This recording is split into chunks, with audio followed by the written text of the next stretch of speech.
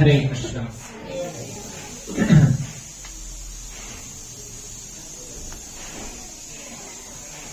ತುಂಬಾ ಹತ್ತಿರದಲ್ಲಿ ನಾಳೆ ಗೀತಾ ಜಯಂತಿ ಮಹೋತ್ಸವ ಇದೆ. ಗೀತಾ ಜಯಂತಿಯ ಮಹೋತ್ಸವದ ವಿಶೇಷತೆ ಏನು, ಗೀತಾ ಜಯಂತಿಯ ಹಿನ್ನೆಲೆ, ಆಮೇಲೆ ನಮ್ಮ ಜೀವನದಲ್ಲಿ, ಭಕ್ತರ ಜೀವನದಲ್ಲಿ ಅದರ ಪ್ರಾಮುಖ್ಯತೆ ಏನು, ಅದೆಲ್ಲವನ್ನ ನಾವು ಇವತ್ತು ತಿಳ್ಕೊಳ್ಳೋಣ. ಅದಷ್ಟೇ ಅಲ್ಲ, ಶ್ರೀಲ ಪ್ರಭುಪಾದರ ದೃಷ್ಟಿಕೋನದಲ್ಲಿ, ಶ್ರೀಲ ಪ್ರಭುಪಾದರ ಅನುಗಮನದಲ್ಲಿ ನಾವು ಯಾವಾಗ ನಡೀತಾ ಈ ಸಂಪೂರ್ಣ ಗೀತಾ ಜಯಂತಿ ನಮ್ಮೆಲ್ಲರ ಜೀವನದಲ್ಲಿ ಯಾವ ರೀತಿ ಪ್ರಭಾವ ಬೀರುತ್ತೆ, ಇದನ್ನೆಲ್ಲವನ್ನು ನಾವು ಇವತ್ತು ಚರ್ಚೆ ಮಾಡೋಣ. ಭಗವದ್ಗೀತೆಯ ಆಗಮನ, ಭಗವದ್ಗೀತೆಯ ಉದ್ಭವ ಈ ಜಗತ್ತಿನಲ್ಲಿ ಹೇಗಾಯ್ತು? ಯಾವಾಗ ಅರ್ಜುನ ದುಃಖದಲ್ಲಿ ಮುಳುಗಿದಾಗ. ಶ್ರೀಮದ್ ಭಾಗವತ ಹೇಗೆ ಉದ್ಭವ ಆಯಿತು? ಯಾವಾಗ ಪರೀಕ್ಷಿತ್ ಮಹಾರಾಜರು ದುಃಖದಲ್ಲಿ ಮುಳುಗಿದಾಗ. ಆಮೇಲೆ ಸಂಪೂರ್ಣ ಭೀಷ್ಮ ದೇವರು ಯುಧಿಷ್ಠಿರ ಮಹಾರಾಜರಿಗೆ ಜ್ಞಾನವನ್ನ ಕೊಟ್ಟಿದ್ದು ಯಾವಾಗ? ಯುಧಿಷ್ಠಿರ ಮಹಾರಾಜರು ದುಃಖದಲ್ಲಿ ಮುಳುಗಿದಾಗ. ನಾವೆಲ್ಲರೂ ದುಃಖದಲ್ಲಿ ಮುಳುಗ್ತಾ ಇರುವಾಗ ನಮ್ಮೆಲ್ಲರಿಗೂ ಹೋಗಿರ್ಬೇಕು. ನಮ್ಮ ಜೀವನದಲ್ಲಿ ನಾವೇನಾದ್ರು ಭಗವಂತನ ಭಕ್ತರ ಆಶ್ರಯ ತಗೊಂಡ್ರೆ ನನ್ನ ಜೀವನದಲ್ಲೂ ಜ್ಞಾನದ ಮತ್ತು ಭಕ್ತಿಯ ಉದ್ಭವ ಆಗ್ಬೋದು ನಮ್ಮ ಹೃದಯದಲ್ಲಿ. ಆದ್ರೆ ಇವರೆಲ್ಲರ ಜೀವನದಲ್ಲೂ ದುಃಖ ಬಂದಾಗ ಅವರಿಗೆ ಭಗವಂತನ ಅನುಗ್ರಹ, ಭಗವತ್ ಜ್ಞಾನ ಇದಾಗೋದಕ್ಕೆ ಕಾರಣ ಏನು? ಅರ್ಜುನನಿಗೆ ಭಗವದ್ಗೀತೆಯ ಜ್ಞಾನೋದಯ ಆಯಿತು. ಆಮೇಲೆ ಯುಧಿಷ್ಠಿರ ಮಹಾರಾಜರಿಗೆ ಸಂಪೂರ್ಣ ಧರ್ಮದ ಜ್ಞಾನೋದಯ ಆಯಿತು. ಪರೀಕ್ಷಿತ್ ಮಹಾರಾಜರಿಗೆ ಭಾಗವತ ಜ್ಞಾನೋದಯ ಆಯಿತು. ಎಲ್ಲವೂ ಯಾಕೆ? ಅವರೆಲ್ಲರೂ ದುಃಖದಲ್ಲಿದ್ದಾಗ ಜ್ಞಾನೋದಯ ಆಗ್ತದೆ. ನಾವೆಲ್ಲರೂ ದುಃಖದಲ್ಲಿದ್ದಾಗ ಏನು ಆಗ್ತದೆ?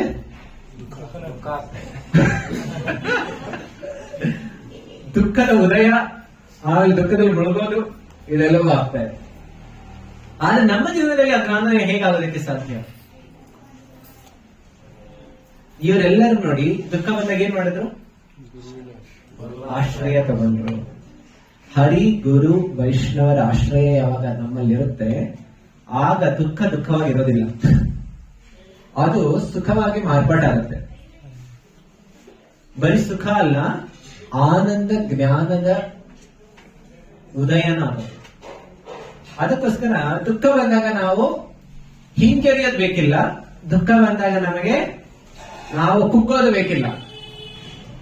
ಆದ್ರೆ ಮತ್ತೇನ್ ಮಾಡೋದು? ನಾವು ಆಶ್ರಯ ತಗೊಂಡ್ರೆ ಭಗವತ್ ಆಶ್ರಯ ತಗೊಳ್ಬೇಕು, ಇಲ್ಲ ಭಗವತ್ ಭಕ್ತರ ಆಶ್ರಯ ತಗೊಳ್ಬೇಕು. ಆಗೇನಾಗುತ್ತೆ? ದುಃಖ ಮಂಗಮಯ ಆಗುತ್ತೆ, ಆಮೇಲೆ ಜ್ಞಾನ ಉದಯ ಆಗುತ್ತೆ. ಅದಕ್ಕೋಸ್ಕರ ಇವತ್ತು ಗೀತಾ ಜಯಂತಿಯ ಪ್ರಯುಕ್ತವಾಗಿ ನಾವು ಗೀತೆಯ ಮಹಿಮೆಯನ್ನ ಸ್ವಲ್ಪ ಕಿಂಚಿತ್ ತಿಳ್ಕೊಳ್ಳೋಣ. ಅದರ ಜೊತೆನಲ್ಲಿ ಈ ರೀತಿಯ ಆಧ್ಯಾತ್ಮಿಕ ಗ್ರಂಥಗಳ ವಿಶೇಷತೆ ಏನು ಅದೆಲ್ಲವನ್ನು ನಾವು ತಿಳ್ಕೊಳ್ಳೋಣ. ಕೆಲವು ತುಂಬಾ ನಾನು ರ್ಯಾಪಿಡ್ ಫೈರ್ ಕ್ವಶನ್ಸ್ ಕೇಳಕ್ಕೆ ನಿಮ್ಮೆಲ್ಲರೂ ಕೇಳ್ತೇನೆ, ಕೆಲವು ಪ್ರಶ್ನೆಗಳು. ಸರಿನಾ? ನೀವೆಲ್ಲರೂ ಪ್ರಶ್ನೆಗೆ ತಕ್ಷಣ ಉತ್ತರ ಕೊಡೋಣ. ಭಗವದ್ಗೀತೆ ಯಾರು ಹೇಳಿದ್ದು? ಸ್ವಲ್ಪ ಸ್ಲೋ ಆಯ್ತು. ಶ್ರೀಕೃಷ್ಣ ಹೇಳಿದ್ದು. ಯಾರು ಹೇಳಿದ್ದು? ಯಾವಾಗ ಹೇಳಿದ್ದು? ಎಷ್ಟು ವರ್ಷದ ಹಿಂದೆ ಹೇಳಿದ್ದು? ಆಮೇಲೆ ಯಾವ ಸನ್ನಿವೇಶದಲ್ಲಿ ಹೇಳಿದ್ದು? ಯುದ್ಧದ ಪ್ರಾರಂಭದಲ್ಲಿ ಹೇಳಿದ್ದು. ಆಮೇಲೆ ಭಗವದ್ಗೀತೆಯ ಮೊದಲನೆಯ ಶ್ಲೋಕ ಯಾರು ಹೇಳಿದ್ದು?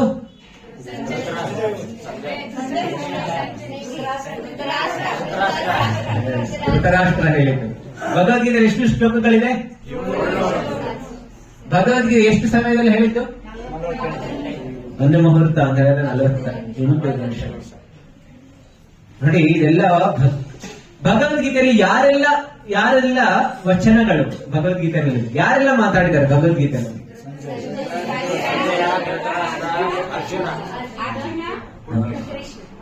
ಎಸ್. ಭಗವದ್ಗೀತೆಯಲ್ಲಿ ಭಗವಂತ ಯಾವೆಲ್ಲ ರೂಪಗಳನ್ನ ತೋರಿಸಿದ್ರು?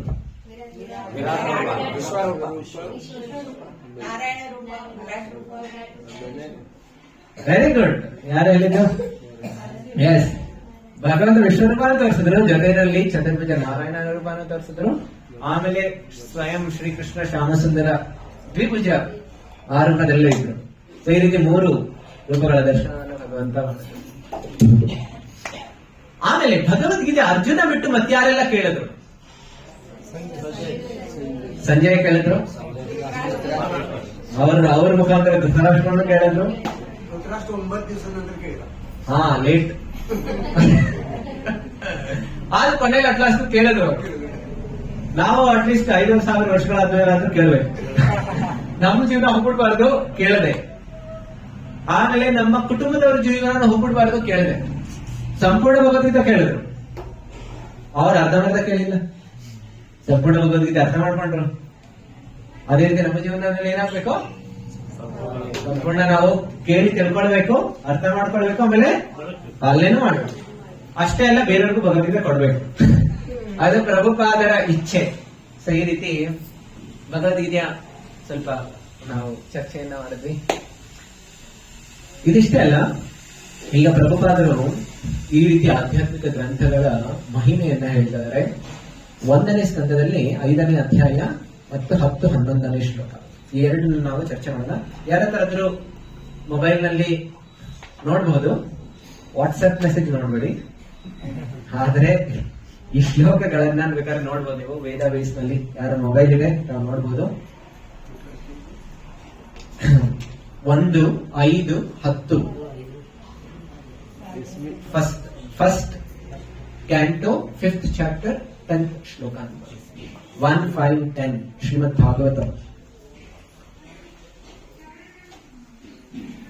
ಇದು ಯಾವ ಸನ್ನಿವೇಶ ಅಂತ ಹೇಳಿದ್ರೆ,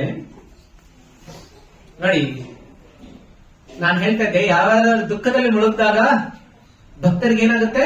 ಜ್ಞಾನೋದಯ ಆಗುತ್ತೆ ಅಂತ ಹೇಳ್ತಾ ಇದ್ದೆ. ಈ ರೀತಿ ಎಷ್ಟೊಂದು ಸನ್ನಿವೇಶಗಳಿದೆ, ಬರೀ 1, 2 ಅಲ್ಲ. ಈ ವೇದವ್ಯಾಸ ಎಲ್ಲ ಶ್ರೀಮದ್ ಭಾಗವತದೆಲ್ಲ ರಚನೆ ಮಾಡಿದ್ದಾರೆ. ಅವ್ರಿಗೂ ಜೀವನದಲ್ಲಿ ದುಃಖ ಬಂದಾಗ ಏನ್ ಮಾಡಿದ್ರು ಅವರು? ಅವ್ರಿಗೂ ದುಃಖ ಬಂತು.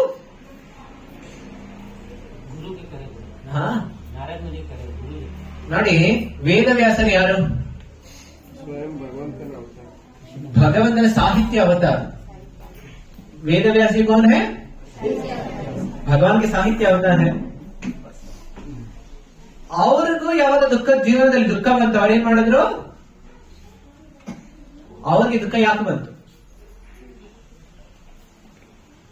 ನೋಡಿ. ಭಗವಂತನಿಗೆ ದುಃಖ ಯಾಕೆ ಬರುತ್ತೆ? ಭಾಗವತ್ನಾಗ ಕೃಷ್ಣ ಬಗ್ಗೆ ಏನ್ ಬರ್ದಿಲ್ಲ. Very good. ಅವರು ಎಲ್ಲಾ ವೇದಿಕ ಗ್ರಂಥಗಳ ರಚನೆ ಮಾಡಿದ್ರು, ಆದರೆ ಅವರು ಭಗವಂತನ ಗುಣಗಾನ ಮಾಡಿಲ್ಲ. ಎಲ್ಲಿ ತನಕ ನಾವು ಜಗತ್ತಿನಲ್ಲಿ ಎಲ್ಲಾ ಕಾರ್ಯಗಳನ್ನು ಮಾಡ್ತೀವಿ, ಎಲ್ಲಾ ಕರ್ತವ್ಯಗಳನ್ನು ನಿಭಾಯಿಸ್ತೀವಿ, ಆಮೇಲೆ ಅನ್ನಿಸ್ಕೊ ಮಾಡುತ್ತೆ ನಾನು ಈಗ ಸಂಪೂರ್ಣನಾಗಿದ್ದೀನಿ, ನನ್ನ ಜವಾಬ್ದಾರಿಗಳನ್ನೆಲ್ಲ ನಾನು ಮುಗಿಸಿದ್ದೀನಿ. ಆದ್ರೆ ಜವಾಬ್ದಾರಿ ಮುಗಿಸಿದ್ರು ನಮ್ಮ ಜೀವನದಲ್ಲಿ, ನಮ್ಮ ಹೃದಯದಲ್ಲಿ ನೆಮ್ಮದಿ, ಸಂತೃಪ್ತಿ ಅನ್ನುವಂಥದ್ದು ಇರೋದಿಲ್ಲ. ಯಾಕೆ ಅಂತ ಹೇಳಿದ್ರೆ ಭಗವಂತನ ಗುಣಗಾನ ಆಗಿಲ್ಲ. ನೋಡಿ, ವೇದವ್ಯಾಸರು ಸಂಪೂರ್ಣ ಎಲ್ಲ ಗ್ರಂಥಗಳ ರಚನೆ ಮಾಡ್ತಾ ಇದ್ದಾರೆ, ಆದ್ರೂ ಅವರ ಜೀವನದಲ್ಲಿ ಶಾಂತಿ, ನೆಮ್ಮದಿ ಸಿಕ್ಕಿಲ್ಲ. ಏನೆಲ್ಲ ಗ್ರಂಥಗಳ ರಚನೆ ಮಾಡಿದ್ರು ಯಾರಾದ್ರೂ ಹೇಳ್ಬೋದು? ವೇದವ್ಯಾಸಿ ने कौन सा ग्रंथ रचना किए हैं? ಹೇಳಿ. 4 ವೇದಗಳನ್ನ ವಿಂಗಡಣೆ ಮಾಡೋದು, ಡಿವೈಡೆಡ್ ದ ವೇದಾಸ್. ಆಮೇಲೆ ಎಷ್ಟು ಪುರಾಣಗಳಿದೆ?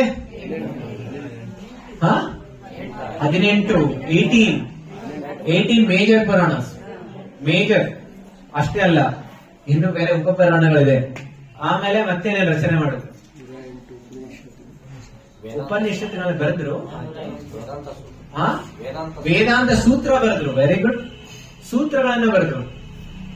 ಸೂತ್ರ ಯಾಕೆ ಬರೀಬೇಕಿತ್ತು? ಈಗ ಕೆಲವರೆಲ್ಲ ನೋಡಿರ್ಬೋದಲ್ಲ, ಎಷ್ಟು ಜನ ಹಿಂದೆ ಶಾರ್ಟ್ ಹ್ಯಾಂಡ್ ಏನಾದ್ರು ಕಲ್ತಿದ್ರಿ? ಯಾರು ಶಾರ್ಟ್ ಹ್ಯಾಂಡ್ ಅಂತ ಬರುತ್ತಲ್ಲ ಹಿಂದೆ? ಇದು ಈಗಿನ ಜನರೇಷನ್ ಅಲ್ಲ, ಒಂದು 4-5 ಜನರೇಷನ್ ಹಿಂದೆ ಏನಾದ್ರೂ ದೊಡ್ಡ ನಡೀತಾ ಇದ್ರೆ ಅವರು ಟ್ರಾನ್ಸ್ಕ್ರಿಪ್ಷನ್ ಮಾಡೋದಕ್ಕೋಸ್ಕರ ಶಾರ್ಟ್ ಹ್ಯಾಂಡ್ ಕಲ್ತಿದ್ರು. ಸೊ ಶಾರ್ಟ್ ಹ್ಯಾಂಡ್ ಯಾಕೆ ಅಂತ ಹೇಳಿದ್ರೆ ಸಣ್ಣ ಸೂತ್ರವಾಗಿ ಬರೆಯುವಂಥದ್ದು. ಯಾವ್ದಾದ್ರು ತುಂಬಾ ದೊಡ್ಡ ವಿಚಾರ ಇದೆ ಅದನ್ನ ನೀವು ಸಂಕ್ಷಿಪ್ತವಾಗಿ ತಿಳ್ಕೊಳ್ಬೇಕು ಅಂದರೆ ಸೂತ್ರದ ರೂಪದಲ್ಲಿ ಬರೀತಾರೆ. ಫಾರ್ಮುಲಾಸ್ ಇರುತ್ತಲ್ಲ, ಅದೇ ರೀತಿ ಸಂಪೂರ್ಣ ವೇದಗಳ ಸಾರ ಅದರ ಸೂತ್ರದ ರೂಪದಲ್ಲಿ ವೇದಾಂತ ಸೂತ್ರವನ್ನು ರಚನೆ ಮಾಡಿ. ಅದಷ್ಟೇ ಅಲ್ಲ, ವೇದಾಂತ ಸೂತ್ರ ಕೆಲವರಿಗೆ ಅರ್ಥ ಮಾಡ್ಕೊಳ್ಳೋದು ಕಷ್ಟ. ಈಗ ಯಾರಿಗಾದ್ರು ಕೇಳಿದ್ರೆ ಇಲ್ಲಿ ನಾನು ಕೆಲವು ಸೂತ್ರ ಹೇಳ್ತೀನಿ, ನಿಮ್ಗೆ ಕೇಳಿದ್ರೆ ಏನು ಅಂತ ಪ್ರಶ್ನೆ ಬರ್ಬೋದು. ಎಷ್ಟು ಜನ ಕೇಳಿರ್ಬೋದು ನ್ಯಾಯದ ಕೆಲವು ಸೂತ್ರ ನಾನು ಹೇಳ್ತೀನಿ, ನಿಮಗೆ ಗೊತ್ತಿರೋದು ಕೇಳ್ತೀನಿ, ಕೆಲವು ಗೊತ್ತಿಲ್ಲರೋದು ಹೇಳ್ತೀನಿ. ಎಷ್ಟು ಜನ ಕೇಳಿರ್ಬೋದು ಕೂಪ ಮಂಡೂಕ ನ್ಯಾಯ ಅಂತ? ಕೂಪ ಮಂಡೂಕ ನ್ಯಾಯ, ವೆರಿ ಗುಡ್. 4 ಜನ ತಿಳ್ಕೊಂಡಿದ್ದೀರಿ. ಏನು ಪ್ರಜೆ ಕೂಪ ಮಂಡೂಕ ನ್ಯಾಯ ಅಂದ್ರೆ? ಯಾರು ಗೊತ್ತಿದೆ? ಯಾರು ಗೊತ್ತಿದೆ ಕೂಪ ಮಂಡೂಕ ನ್ಯಾಯ? ಹಾ, ಓಕೆ, ನಾನು ಹೇಳಿದ್ದೆ ಸತ್ಯ ಅಂತ. ಓಕೆ, ಇನ್ನೇ ಸ್ವಲ್ಪ ಮತ್ತೆ ಯಾರು ಕೇಳಿದ್ರಿ? ಕೂಪ ಮಂಡೂಕ ನ್ಯಾಯ ಇದು ನ್ಯಾಯದ ಸೂತ್ರ. ಪ್ರಭುಪಾದರು ಇದು 100 ಬಾರಿ ಬರೆದಿದ್ದಾರೆ ಅವರ ಪುಸ್ತಕಗಳಲ್ಲಿ. ಯಾರು ಪ್ರಭುಪಾದ ಪುಸ್ತಕ ಓದ್ತೀರಿ ಅವ್ರಿಗೆ ಗೊತ್ತಿರ್ಬೇಕಿದೆ ಅಟ್ಲೀಸ್ಟ್ ಕೂಪ ಮಂಡೂಕ ನ್ಯಾಯ. ಯಾರು ಗೊತ್ತಿದೆ? Very good. उनका कुआं कोई संपूर्ण जगत पूरा विश्व है, इधर ही है और इधर से बाहर नहीं है. ಹಾ, ಬಾವಿ ಕಪ್ಪೆ ಅಂತ ಕನ್ನಡದಲ್ಲಿ ಹೇಳ್ತಾರೆ. ಆಮೇಲೆ ಇಂಗ್ಲಿಷ್ ನಲ್ಲಿ ಡಾಕ್ಟರ್ ಫ್ರಾಗ್ ಅಂತ ಹೇಳ್ತಾರೆ. ಇವರು ದೊಡ್ಡ ಡಾಕ್ಟರೇಟ್ ಡಿಗ್ರಿ ಸಿಕ್ಕಿದೆ ಅಂತ ಹೇಳಿ ಬೇರೆ ಯಾರಾದ್ರೂ ಬೇರೆ ಆಚೆಯಿಂದ ಬಂದ್ರೆ ಏನಂತ ತಿಳ್ಕೊಳ್ತಾರೆ? ಅವ್ರು ಹೇಳಿದ್ರು ಒಂದು ಸಣ್ಣ ಸಂಕ್ಷಿಪ್ತವಾಗಿ ಹೇಳ್ತೀನಿ. ಒಂದು ಬಾವಿನಲ್ಲಿ ಒಂದು ಕಪ್ಪೆ ಇತ್ತು. ಆ ಕಪ್ಪೆಗೆ ಬಾವಿನಲ್ಲಿ ಮತ್ತೊಂದು ಕಪ್ಪೆ ಬಂತು ಹಾರಿ. ಆಮೇಲೆ ಆ ಕಪ್ಪೆ ಕೇಳಿದ್ರು ನೀನ್ ಎಲ್ಲಿಂದ ಬಂದಿತ್ತು ಅಂತ. ಆ ಕಪ್ಪೆ ಹೇಳ್ತು ನಾನು ಸಮುದ್ರದಿಂದ ಬಂದಿದ್ದೆ. ಆಮೇಲೆ ಈ ಕಪ್ಪೆಗೆ ಬಾವಿ ಬಿಟ್ಟು ಮತ್ತೇನು ಗೊತ್ತಿರ್ಲಿಲ್ಲ. ಕೇಳಿದ್ರು ಸಮುದ್ರ ಏನಿರುತ್ತೆ ಅಂತ. ಆಮೇಲೆ ಹೇಳಿದ್ದು ಇದು ಸಮುದ್ರ ಬಾವಿ ಇದೆಯಲ್ಲ, ತುಂಬಾ ಬಾವಿನಲ್ಲಿ ಇಷ್ಟೇ ನೀರಿರುತ್ತೆ, ಆದ್ರೆ ಅಲ್ಲಿ ವಿಶಾಲವಾಗಿ ಅಗಲವಾಗಿರುತ್ತೆ, ಆಮೇಲೆ ತುಂಬಾ ಆಳವಾಗಿ ನೀರೇ ನೀರು, ಯಾವ ಕಡೆ ದೃಷ್ಟಿ ಹಾಕಿದ್ರು ಬರೀ ನೀರೇ ಇರುತ್ತೆ. ಆಮೇಲೆ ಈ ಬಾವಿ ಕಪ್ಪೆ ಅನ್ನಿಸ್ತು, ಅದೇ ಸಾಧ್ಯ ಆಗುತ್ತೆ? ನಾನಿರೋ ಜಾಗ ಬಿಟ್ಟು ಮಧ್ಯಾಹ್ನ ದೊಡ್ಡದಿರೋದು ಸಾಧ್ಯ ಆಗುತ್ತೆ? ಇಲ್ಲ ಇಲ್ಲ, ಸಾಧ್ಯನೇ ಇಲ್ಲ. ಬಾವಿನೇ ದೊಡ್ಡದು. ಆಮೇಲೆ ನಾನು ಕೇಳ್ತು, ಆಯ್ತು ಈ ಬಾವಿ ಮತ್ತು ಸಮುದ್ರಕ್ಕೆ ಹೋಲಿಸಿದ್ರೆ ಸಮುದ್ರ ಎಷ್ಟು ಪಟ್ಟು ದೊಡ್ಡದು? ಆಯ್ತು, ಅದು ಹೇಳುತ್ತೆ ಇಲ್ಲ ಇಲ್ಲ, ಕಂಪೇರ್ ಮಾಡೋದಕ್ಕೆಲ್ಲ ಆಗೋದಿಲ್ಲ, ತುಂಬಾ ತುಂಬಾ ದೊಡ್ಡದಿದೆ. ಆಯ್ತು 2 ಪಟ್ಟು? 2 ಪಟ್ಟು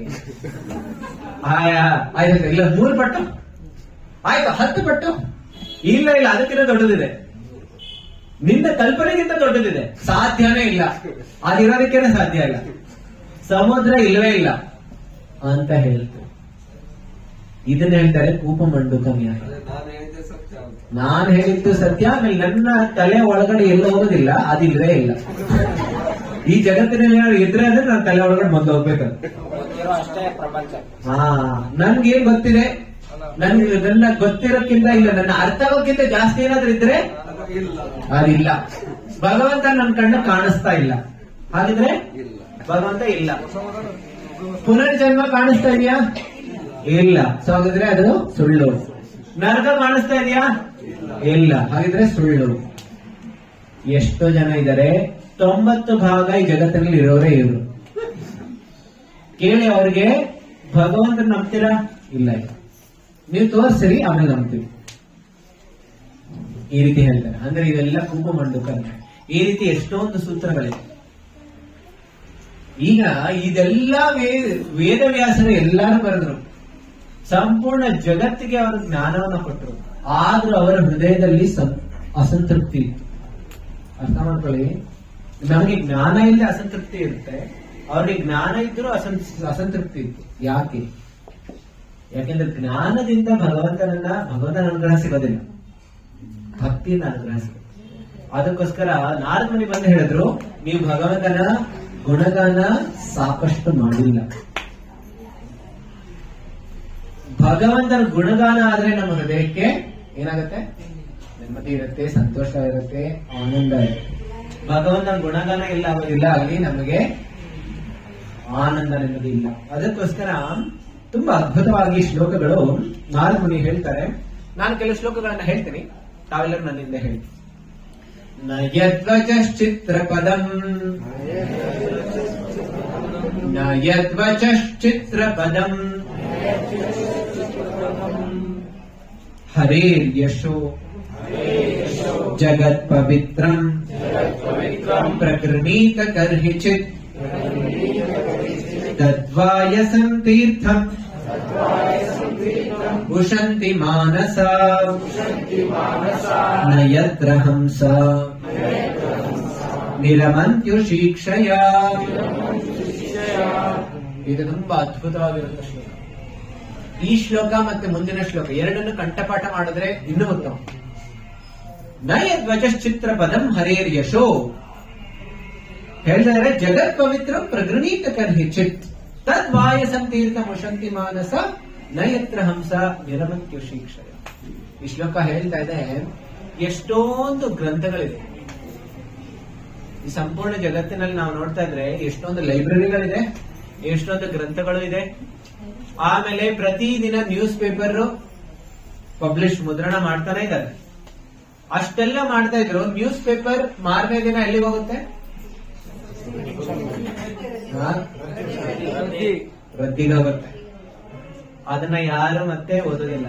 ಯಾರಾದ್ರೂ ಹಿಂದಿನ ವಾರದ ನ್ಯೂಸ್ ಪೇಪರ್ ಓದ್ತಾರೆ? ಆ ದಿನ ಬಂದಿರೋ ಫ್ರೆಶ್ ನ್ಯೂಸ್ ಪೇಪರ್ ಎಷ್ಟೊತ್ತು ಓದ್ತಾರೆ? ಈಗಿನ ಕಾಲದಲ್ಲಿ ನ್ಯೂಸ್ ಪೇಪರ್ಸ್ ಎಷ್ಟೊತ್ತು ಜನ ನೋಡಿ.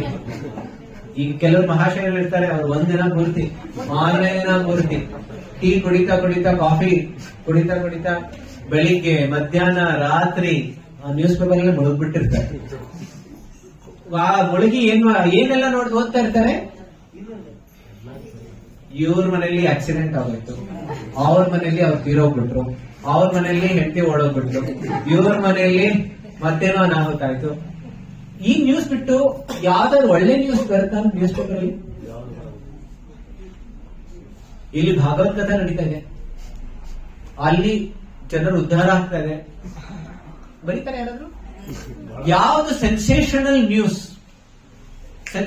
ನ್ಯೂಸ್ ಆಗ್ಬೇಕು ಅಂತ ಹೇಳಿ ಏನಾದ್ರು ಡಿಸಾಸ್ಟರ್ ಆಗಿರ್ಬೇಕು.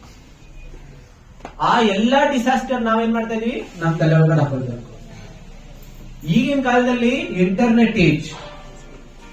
ಹಿಂದಿನ ಕಾಲದಲ್ಲಿ ಇಷ್ಟು ನ್ಯೂಸ್ ಎಲ್ಲ ಅಷ್ಟು ಗೊತ್ತಾಗ್ತಾ ಇರಲಿಲ್ಲ.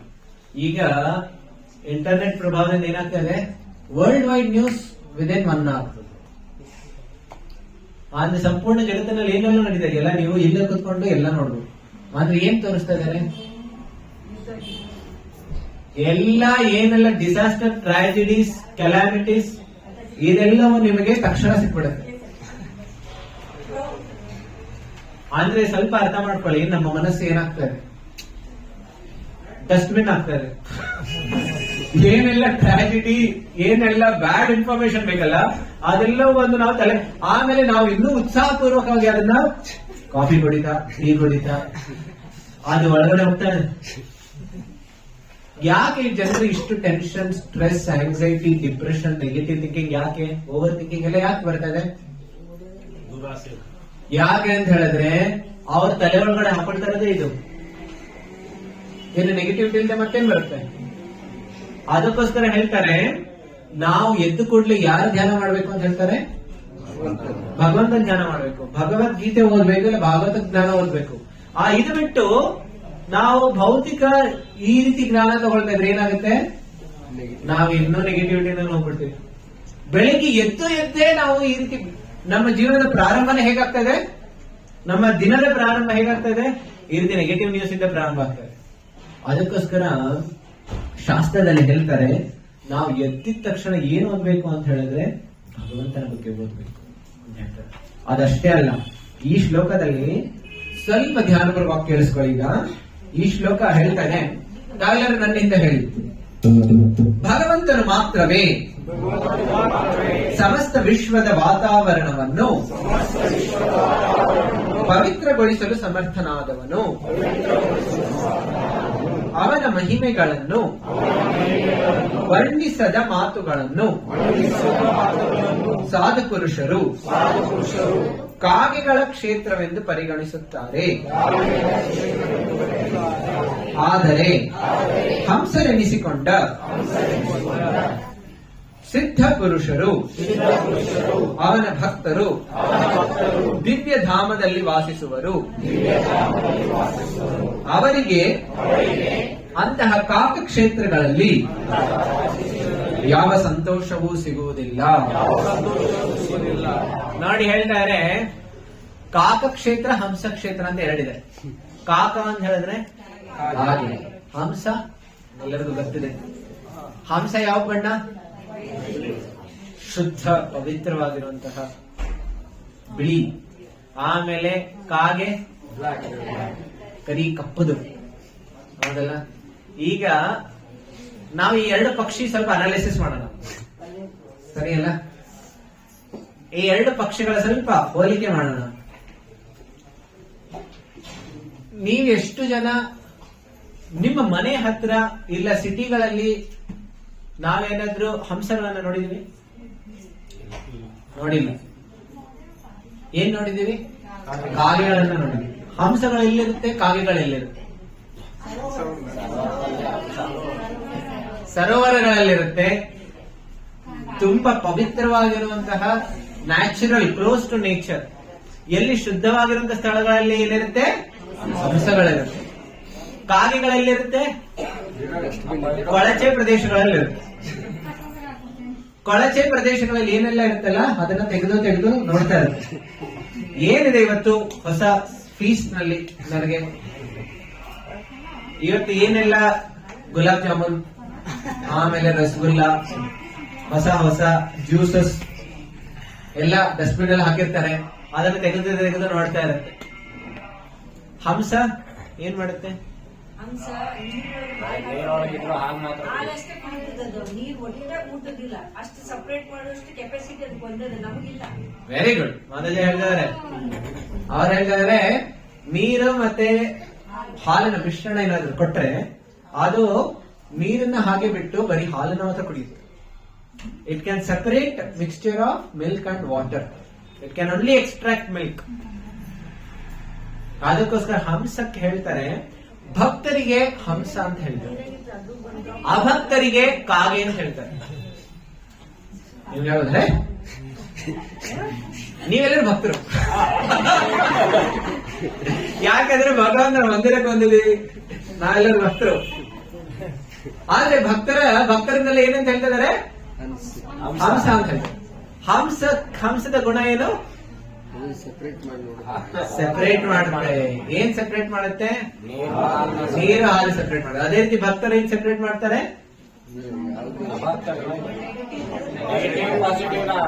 ಭೌತಿಕ ಯಾವುದು, ಆಧ್ಯಾತ್ಮಿಕ ಯಾವುದು, ಆ ವಿಂಗಡಣೆ, ವಿಮರ್ಶೆ, ಆಮೇಲೆ ಅದರ ಎರಡರನ್ನ ಸೆಪರೇಟ್ ಮಾಡಿ ಏನ್ ಭಕ್ತರೇನ್ ತಗೊಳ್ತಾರೆ? ಬರೀ ಆಧ್ಯಾತ್ಮಿಕವಾದನ್ನ ಮಾತ್ರ ತಗೊಳ್ತಾರೆ. ಭೌತಿಕ ಜಗತ್ತಿಗೆ ಹೋದ್ರುನು ಅಲ್ಲಿ ಭೌತಿಕ ಗಲೀಜನ್ನ ತಗೊಂಡು ಜೋಬಲ್ಲಿ ಇಟ್ಕೊಳ್ಳೋದಿಲ್ಲ. ನಾವೇನಾದ್ರು ತಗೊಳ್ತೀವಿ? ಅಲ್ಲಿ ಕಸ ಬಿದ್ದಿದೆ, ಕೊಳೆ ಬಿದ್ದಿದೆ, ಜೋಬಲ್ಲಿ ಇಟ್ಕೊಳ್ತೀವಿ? ಬರೀ ನಾವು ಜೋಬಲ್ಲಿ ಇಟ್ಕೊಳ್ತಾ ಇಲ್ಲ, ಮನ್ಸಲ್ಲಿ ಇಟ್ಕೊಳ್ತೇವೆ. ಯಾಕಂದ್ರೆ ಜಗತ್ತಿನಲ್ಲಿ ಸಿಕ್ಕಿದ್ದೆಲ್ಲ ಗಲೀಜನ್ನ ಏನ್ ಮಾಡ್ತಾ ಇದೀವಿ? ತಲೆ ಒಳಗಡೆ ಇಟ್ಕೊಳ್ತೇವೆ. ತಲೆ ಒಳಗಡೆ ಏನಿರ್ಬೇಕು? ಭಗವಂತನ ಧ್ಯಾನ ಆಗ್ಬೇಕು. ಆದ್ರೆ ಆ ತಲೆ ಒಳಗಡೆ ಏನ್ ಹೋಗ್ತದೆ? ಗಲೀಜ್ ಹಾಕ್ಬೇಕು. ಅದಕ್ಕೋಸ್ಕರ ಹೇಳ್ತಿದ್ದಾರೆ, ನಾವು ಯಾವಾಗ ಭಕ್ತರು ಹಂಸದ ರೀತಿ ಯಾವಾಗ ಆಗ್ತಾರೆ ಅಂತ ಹೇಳಿದ್ರೆ, ಆಚೆ ಜಗತ್ತಿನಲ್ಲಿ ಇರ್ಬೋದು, ಸಂಸಾರದಲ್ಲಿರ್ಬೋದು, ಬೇರೆ ಬೇರೆ ಕರ್ತವ್ಯಗಳು ಮಾಡ್ತಾ ಇರ್ಬೋದು. ಆದ್ರೆ ಆ ಕರ್ತವ್ಯಗಳು ಮಾಡ್ತಾ ಮಾಡ್ತಾ ನಮ್ಮನ್ನ ನಾವು ಶುದ್ಧವಾಗಿ ಇಟ್ಕೊಂಡಿರ್ಬೇಕು. ಎಲ್ಲಿ ತನಕ ನಾವು ಶುದ್ಧವಾಗಿ ಇಟ್ಕೊಳ್ಳೋದಿಲ್ಲ, ಆಗ ಗಲೀಜು ಒಂದು. ನೋಡಿ, ನಾವ್ ಏನೇ ಮಾಡಿಲ್ಲ ಅಂತ ಹೇಳಿದ್ರೆ ಸುಮ್ಮನೆ ಬರೀ ಆಚೆ ಹೋದ್ರೆ ಸಾಕು, ಕೊಳೆ ಬಂದ್ಬಿಡುತ್ತೆ ಶರೀರದಲ್ಲಿ, ಹೌದಲ್ಲ? ಅದಕ್ಕೋಸ್ಕರ ಪ್ರತಿದಿನ ಸ್ನಾನ ಮಾಡ್ಬೇಕು ಅಂತ ಹೇಳ್ತಾರೆ, ಹೌದಲ್ಲ? ನಾವೇನೋ ಕೊಳೆನೋ ಹೋಗಿ ಮೋರಿನಲ್ಲಿ ನಾವು ಜಂಪ್ ಹೊಡೆದು ಸ್ವಲ್ಪ ಸ್ವಿಮ್ಮಿಂಗ್ ಮಾಡಿ ಬಂದಿಲ್ಲ, ಆದ್ರೂ ಪ್ರತಿದಿನ ಸ್ನಾನ ಮಾಡ್ಬೇಕು ಅಂತ ಹೇಳ್ತಾರೆ. ಯಾಕೆ? ಧೂಳೆಲ್ಲ ಬಂದೇ ಬರುತ್ತೆ. ನಾವು ಎಷ್ಟೇ ಬಟ್ಟೆ ಹಾಕೊಂಡು ಆಮೇಲೆ ಕಿವಿ ಮುಚ್ಕೊಂಡು ಏನೇ ಮಾಡಿದ್ರು ಕೊಳೆ ಬಂದೇ ಬರುತ್ತೆ. ಹಾಗಿದ್ರೆ ಮನಸ್ಸನ್ನ ಯಾವಾಗ್ಲಾದ್ರೂ ನಾವು ತೊಳೆಯೋದು ಯೋಚನೆ ಆದ್ರೂ ಮಾಡಿದೀವ? ಈ ಜನ್ಮದಲ್ಲಿ ಈ ಹುಟ್ಟಿದಾಗ್ಲಿಂದಾನೆ ಒಂದ್ಸಲ ನಾವು ಮನಸ್ಸನ್ನ ತೊಳೆದಿದೀವಿ, ಸ್ನಾನ ಮಾಡಿಸಿದೀವಿ, ಅಭಿಷೇಕ ಮಾಡಿಸಿದೀವಿ. ಬರೀ ಈ ಜನ್ಮ ಏನೋ, ಎಷ್ಟೊಂದು ಜನ್ಮಗಳಿಂದ ನಮ್ಮ ಮನಸ್ಸು ಅದಕ್ಕೆ ಆ ರೀತಿ ಇದೆ. ಯಾಕೆ ಇಷ್ಟೊಂದು ನೆಗೆಟಿವಿಟಿ ಮನಸ್ಸಲ್ಲಿದೆ? ಯಾಕೆ ಇಷ್ಟೊಂದು ಬ್ಯಾಡ್ ಥಾಟ್ಸ್ ಬರುತ್ತೆ? ಯಾಕೆ ಇಷ್ಟೊಂದು ದುಃಖಗಳು ಬರುತ್ತೆ? ಯಾಕೆ ಅಂದ್ರೆ ನಾವು ಒಂದು ಸಲನೂ ಮನಸ್ಸನ್ನ ಸ್ನಾನ ಮಾಡಿಸಿಲ್ಲ. ನೋಡಿ, ಒಂದು ರೂಮನ್ನ ಕ್ಲೋಸ್ ಮಾಡಿ ಇಟ್ಬಿಡಿ, ಸರಿನಾ? 10 ವರ್ಷ ಓಪನ್ನೇ ಮಾಡ್ಬೇಡಿ. ಓಪನ್ ಮಾಡಿದ ತಕ್ಷಣ ಏನ್ ಕಾಣಿಸುತ್ತೆ ನಿಮ್ಗೆ? ಎಲ್ಲ ಕಡೆ ಧೂಳಿರುತ್ತೆ. ಧೂಳಿನ ಜೊತೆ ಏನೆಲ್ಲ ಇರುತ್ತೆ? ಜೇಡರ ಬಲೆ ಇರುತ್ತೆ, ಸ್ಪೈಡರ್ ವೆಬ್ಸ್, ಮತ್ತೇನೇನಿರುತ್ತೆ? ಹುಳುಗಳು ಬರುತ್ತೆ, ವಾಸನೆ ಬರ್ತಾ ಇರುತ್ತೆ. ಆಮೇಲೆ ಕೆಲವು ಬಾರಿ ಎಷ್ಟೊಂದು ಕೀಟಗಳು ಬಂದಿರುತ್ತೆ, ಜಿರಳೆಗಳೆಲ್ಲ ಇರುತ್ತೆ. ನೀವೇನಾದ್ರು ಹಾಕಿದ್ರ ಕ್ಲೋಸ್ ಮಾಡೋಕೆ ಮುಂಚೆ? ಬರೀ ಕ್ಲೋಸ್ ಮಾಡಿಟ್ಟಿದ್ರಿ 10 ವರ್ಷ, ಇಷ್ಟೊಂದೆಲ್ಲ ಬಂದಿದೆ. ಹಾಗಿದ್ರೆ ಆಲೋಚನೆ ಮಾಡಿ, ನಮ್ಮದು ಈ ಶರೀರದಲ್ಲೇ ಮನಸ್ಸು ಇತ್ತು 50-60 ವರ್ಷಗಳಾಗಿದೆ. ಇನ್ನೆಷ್ಟಿರ್ಬೋದು ಮನಸ್ಸು? ಬರೀ ಈ ಶರೀರದಲ್ಲ, ಹಿಂದಿನ ಎಷ್ಟೊಂದು ಜನ್ಮಗಳಲ್ಲಿ ಇನ್ನು ಮನಸ್ಸಲ್ಲಿ ಇನ್ನೆಷ್ಟಿರ್ಬೋದು. ಅದಕ್ಕೋಸ್ಕರ ಸ್ವಲ್ಪ ಕೆಲವು ಬಾರಿ ಯಾವ್ದಾದ್ರು ಒಂದು ಸಣ್ಣ ಹೋಲ್ ಇರುತ್ತೆ, ಆಗ ಹುಡುಗರ ಕೆಲಸ ಆಚೆ ಬರುತ್ತೆ ಅಂತ ರೂಮಿಂದ. ಅದೇ ರೀತಿ ನಮ್ಮ ಮನಸ್ಸಿಂದಾನು ಕೆಲವು ಸಲ ಮಧ್ಯ ಕೆಟ್ಟ ಆಲೋಚನೆ ಬರುತ್ತೆ. ಯಾಕೆ? ಕೆಲವರು ಅಂದ್ಕೊಳ್ತಾರೆ, ಅರೆ ನಾ ಇದು ಕೆಟ್ಟ ಆಲೋಚನೆ ಯಾಕೆ ಬರ್ತಾ ಇದೆ? ಯಾಕೆ ಬರ್ತಾ ಇದೆ ಅಂದ್ರೆ ಇಲ್ಲಿ ತನಕ ಅದನ್ನ ಕ್ಲೀನೇ ಮಾಡಿಲ್ಲ, ಹಾಗೆ ಕ್ಲೋಸ್ ಮಾಡಿ ಇಟ್ಬಿಟ್ಟಿದೀವಿ ಚೆನ್ನಾಗಿ. ಸೊ ಅದಕ್ಕೋಸ್ಕರ ಕ್ಲೀನ್ ಮಾಡೋದು ಯಾರ ಜವಾಬ್ದಾರಿ? ಬೇರೆ ಯಾವ್ದನ್ನ ಕ್ಲೀನ್ ಮಾಡ್ತಾರೆ. ಮುನ್ಸಿಪಾಲಿಟಿ ಬಂದು ಮಾಡ್ತಾರೆ. ಅವ್ರು ಬಂದು ನಮ್ಮ ಮನಸ್ಸೊಳಗಡೆ ಹೇಗೆ ಕ್ಲೀನ್ ಮಾಡ್ತಾರೆ? ಅದನ್ನ ಕ್ಲೀನ್ ಮಾಡೋ ಜವಾಬ್ದಾರಿ ನಮ್ಮದು. ಹಾಗಿದ್ರೆ ಹೇಗೆ ಕ್ಲೀನ್ ಮಾಡೋದು? ಗುರುಗಳ ಮಾತು ಕೇಳ್ಬೇಕು. ಗುರುಗಳು ಏನ್ ಹೇಳ್ತಾರೆ?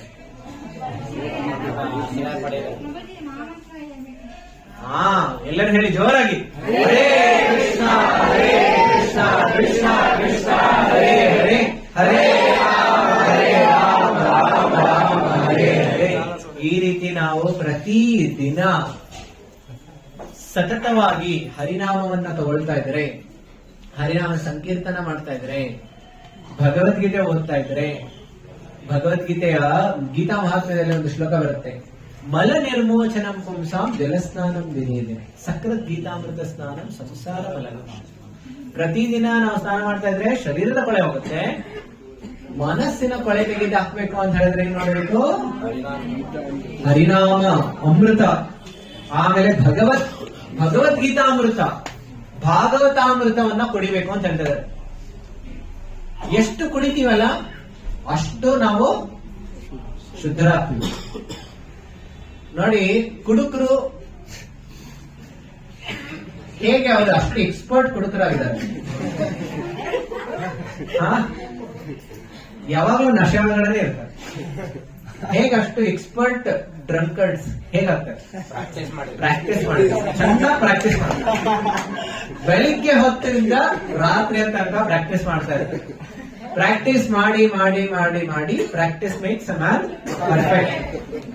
ಸೊ ನಾವೆಲ್ಲರೂ ಎಕ್ಸ್ಪರ್ಟ್ ಕುಡುಕರಾಗಬೇಕು. ಯಾವುದನ್ನ ಕುಡಿಬೇಕು? ಹರಿನಾಮಾಮೃತವನ್ನ ಕುಡಿಬೇಕು, ಭಗವದ್ಗೀತಾಮೃತವನ್ನ ಕುಡಿಬೇಕು, ಭಾಗವತಾಮೃತವನ್ನ ಕುಡಿಬೇಕು. ಎಷ್ಟು ನಾವು ಚೆನ್ನಾಗಿ ಕುಡಿತೀವಿ ಅಷ್ಟು ನಾವು ಶುದ್ಧ ಭಕ್ತರಾಗ್ತೀವಿ, ಎಕ್ಸ್ಪರ್ಟ್ ಭಕ್ತರಾಗ್ತೀವಿ. ನೋಡಿ, ಎಲ್ಲ ಮಹಾನ್ ಆಚಾರ್ಯರೆಲ್ಲ ಯಾರು? ಅವರೆಲ್ಲ ಎಕ್ಸ್ಪರ್ಟ್ ಕುಡುಕರು. ಎಕ್ಸ್ಪರ್ಟ್ ಕುಡುಕರು. ಏನದು? ಹರಿದಾಸ್ ಠಾಕೂರ್ ಅವರು ನಿಲ್ಲಿಸ್ತಾನೆ ಇರ್ಲಿಲ್ಲ. ಬಾಟ್ಲ್ ಯಾವಾಗ್ಲೂ ಎತ್ತದೇ ಇತ್ತು. ಆ ಬಾಟ್ಲಲ್ಲಿ ಏನಿತ್ತು?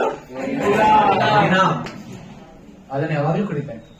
ಅದೇ ರೀತಿ ನಾವು ಯಾವಾಗ ಈ ಹರಿನಾಮವನ್ನ ಕುಡಿತೀವಿ, ಈ ಜಗತ್ತಿನ ಯಾವುದೇ ಬೇರೆದೇನೋ ಕುಡಿಬೇಕು ಅಂತ ಅನ್ಸೋದೇ ಇಲ್ಲ. ಏನೇ ಇದ್ರು ರುಚಿನೇ ಹೋಗ್ಬಿಡುತ್ತೆ, ಭಯ ಆಗ್ಬಿಡುತ್ತೆ. ಬೇರೆ ತೆಗೆದು ರುಚಿ ಬಿಟ್ರೆ ಆಮೇಲೆ ನಾವು ಬೇರೆದು ಕುಡಿಬೇಕು ಅನ್ಸುತ್ತೆ. ಆದ್ರೆ ಬೇರೆದು ಕುಡಿಬೇಕು ಅನ್ನೋ ಅದಕ್ಕಿಂತ ಯಥೇಚ್ಛವಾಗಿ ಎಷ್ಟೊಂದು ನೂರಾರು ಪಟ್ಟು ನಮಗೇನ್ ಬರುತ್ತೆ, ಅದರಲ್ಲಿ ರುಚಿ ಬರುತ್ತೆ. ಬೇರೆದೇನು ಕುಡಿಬೇಕು ಅಂತ ಅನ್ಸೋದಿಲ್ಲ, ಆನಂದ ಬರುತ್ತೆ. ಅದಕ್ಕೋಸ್ಕರ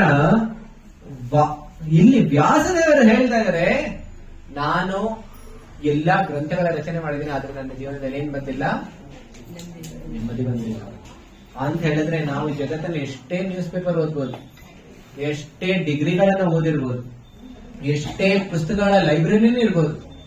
ನಾನು ಸಣ್ಣವನಿದ್ದಾಗ ನನ್ಗೆ ಒಂದು ಹುಚ್ಚಿತ್ತು. ಏನು ಅಂತ ಹೇಳಿದ್ರೆ, ನಮ್ಮ ಮನೆಯಲ್ಲಿ ಒಂದು ದೊಡ್ಡ ಲೈಬ್ರರಿ ಮಾಡ್ಬೇಕು. ಯಾವುದೇ ಪುಸ್ತಕ ಬಂದಿದ್ದು ನಾನು ಇಡ್ತಾ ಇದ್ದೆ, ಆಮೇಲೆ ಬರ್ದಿರ್ತಾ ಇದ್ದೆ ಈ ಪುಸ್ತಕ ಇದೆ ಅಂತ. ಆಮೇಲೆ ಆದಷ್ಟು ಓದೋದು. ಆದ್ರೆ ಆಮೇಲೆ ಗೊತ್ತಾಯ್ತು, ಈ ಎಲ್ಲ ಶ್ಲೋಕಗಳು ಬಂದ್ಮೇಲೆ ಗೊತ್ತಾಯ್ತು, ಇದೆಲ್ಲವೂ ದೊಡ್ಡ ಭಾರ ಇದ್ದಾಗೆ. ಜ್ಞಾನನು ಭಾರ ಆಗೋಗ್ಬಿಡುತ್ತೆ ಯಾವಾಗ ಸಾರ ಗೊತ್ತಿಲ್ಲ ಅಂತ ಹೇಳಿದ್ರೆ. ಅದಕ್ಕೋಸ್ಕರ ನಾವು ಭಾರವಾಹಿ ಆಗ್ಬಿಡ್ಬಾರ್ದು, ಸಾರಗ್ರಾಹಿ ಆಗ್ಬಿಡ್ಬೇಕು. ನೋಡಿ, ಕತ್ತೆಗೂ ದುಂಬಿಗೂ what is the difference between donkey and bee, bumble bee? ಕೇಳಿದ್ರಲ್ಲ, ದುಂಬಿ ಆಮೇಲೆ ಕತ್ತೆ, ಏನ್ ವ್ಯತ್ಯಾಸ? Very good. ದುಂಬಿ ಏನ್ ಮಾಡುತ್ತೆ, ಮಕರಂದವನ್ನ ಹೀರುತ್ತೆ. ಕತ್ತೆ ಭಾರ ಹೊರುತ್ತೆ. ಈಗ ಇವೆರಡರಲ್ಲಿ ಯಾರು ಉತ್ತಮ? ನಮ್ಮೆಲ್ಲರಿಗೂ ಏನು ಭಾರ ಹೊರಬೇಕು ಅಂತ ಆಸೆ? ಕೂಲಿಗಳಾಗಬೇಕು. ಎಷ್ಟು ಜನ ಕೂಲಿಗಳಾಗಬೇಕು ಅಂತ ಆಸೆ? ಇಲ್ಲ ಕೂಲಿಗಳಲ್ಲ. ಆಕ್ಚುಲಿ ನೋಡಬೇಕು, ನಾವು ಕೂಲಿಗಳು ಆಗ್ತಾ ಇದೀವಿ. ಬೇಡ ಅಂತ ನಾವೇ ಮುನ್ನುಗ್ಗಿ ಕೂಲಿಗಳಾಗ್ತಾ ಇದೀವಿ. ಯಾರು ಇನ್ನೂ ಹೆಚ್ಚು ಭಾರ ಹೊರೋದು? ನಾನು ತೋರಿಸ್ಬೇಕು ಜಗತ್ತಿಗೆ, ನಾನು ತುಂಬಾ ಹೆಚ್ಚು ಭಾರವನ್ನು ಹೊಡೆದಿದ್ದೀನಿ. ಆದ್ರೆ ನಿಜವಾಗಿಯೂ ನೋಡಕ್ ಹೋದ್ರೆ ಯಾರು ಶುದ್ಧ ಭಕ್ತರು ಇರ್ತಾರಲ್ಲ, ಅವರು ಸಾರಗ್ರಾಹಿ ಆಗಿರ್ತಾರೆ. ಈ ಸಂಪೂರ್ಣ ಜಗತ್ತಿನಲ್ಲಿ ಯಾವುದು ಮುಖ್ಯವಾಗಿರೋದು ಅನ್ನೋಂಥದ್ದು ತಿಳ್ಕೊಂಡು, ಅದಕ್ಕೋಸ್ಕರ ತಿಳ್ಕೊಳ್ಳೋದು ತುಂಬಾ ಮುಖ್ಯ. ಮೊದಲು ಸಾರ ಏನು ಅಂತ ತಿಳ್ಕೊಳ್ಬೇಕು.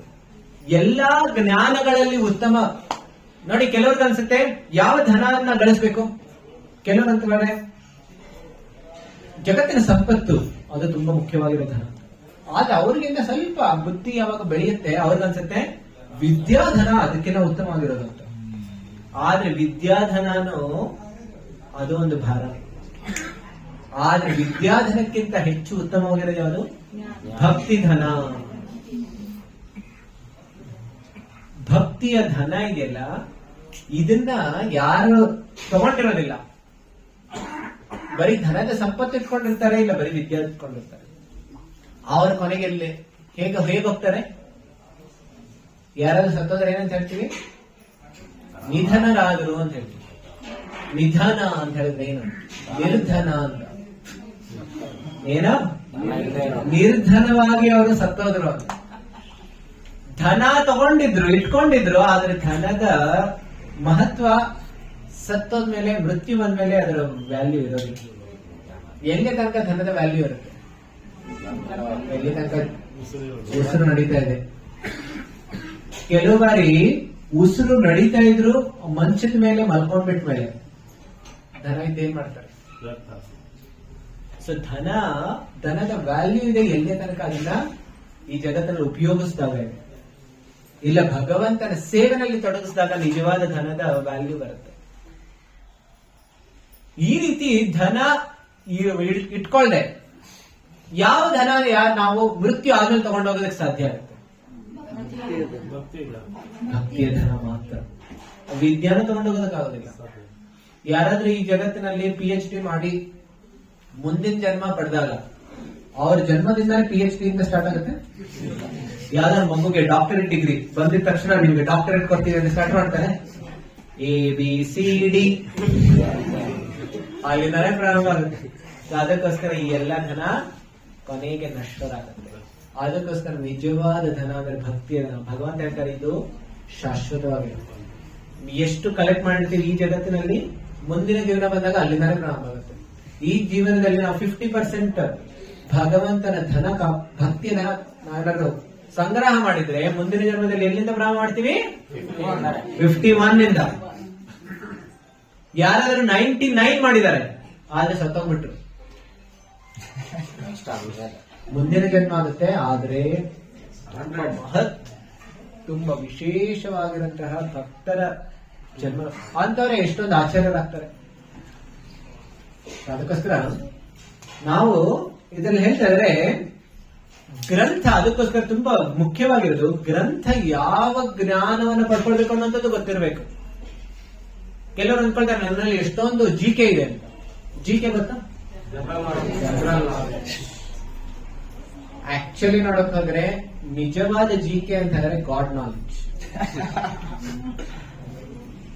ನಿಜವಾದ ಜಿಕೆ ಬರ್ಬೇಕು ಅಂದ್ರೆ ಎಲ್ಲಿ ತನಕ ಗಾಡ್ ನಾಲೆಡ್ಜ್ ಇರೋದಿಲ್ಲ, ಆ ಎಲ್ಲಾ ಜಿಕೆ ಬರೀ ಗಾರ್ಬೇಜ್ ನಾಲೆಡ್ಜ್ ಆಗುತ್ತೆ.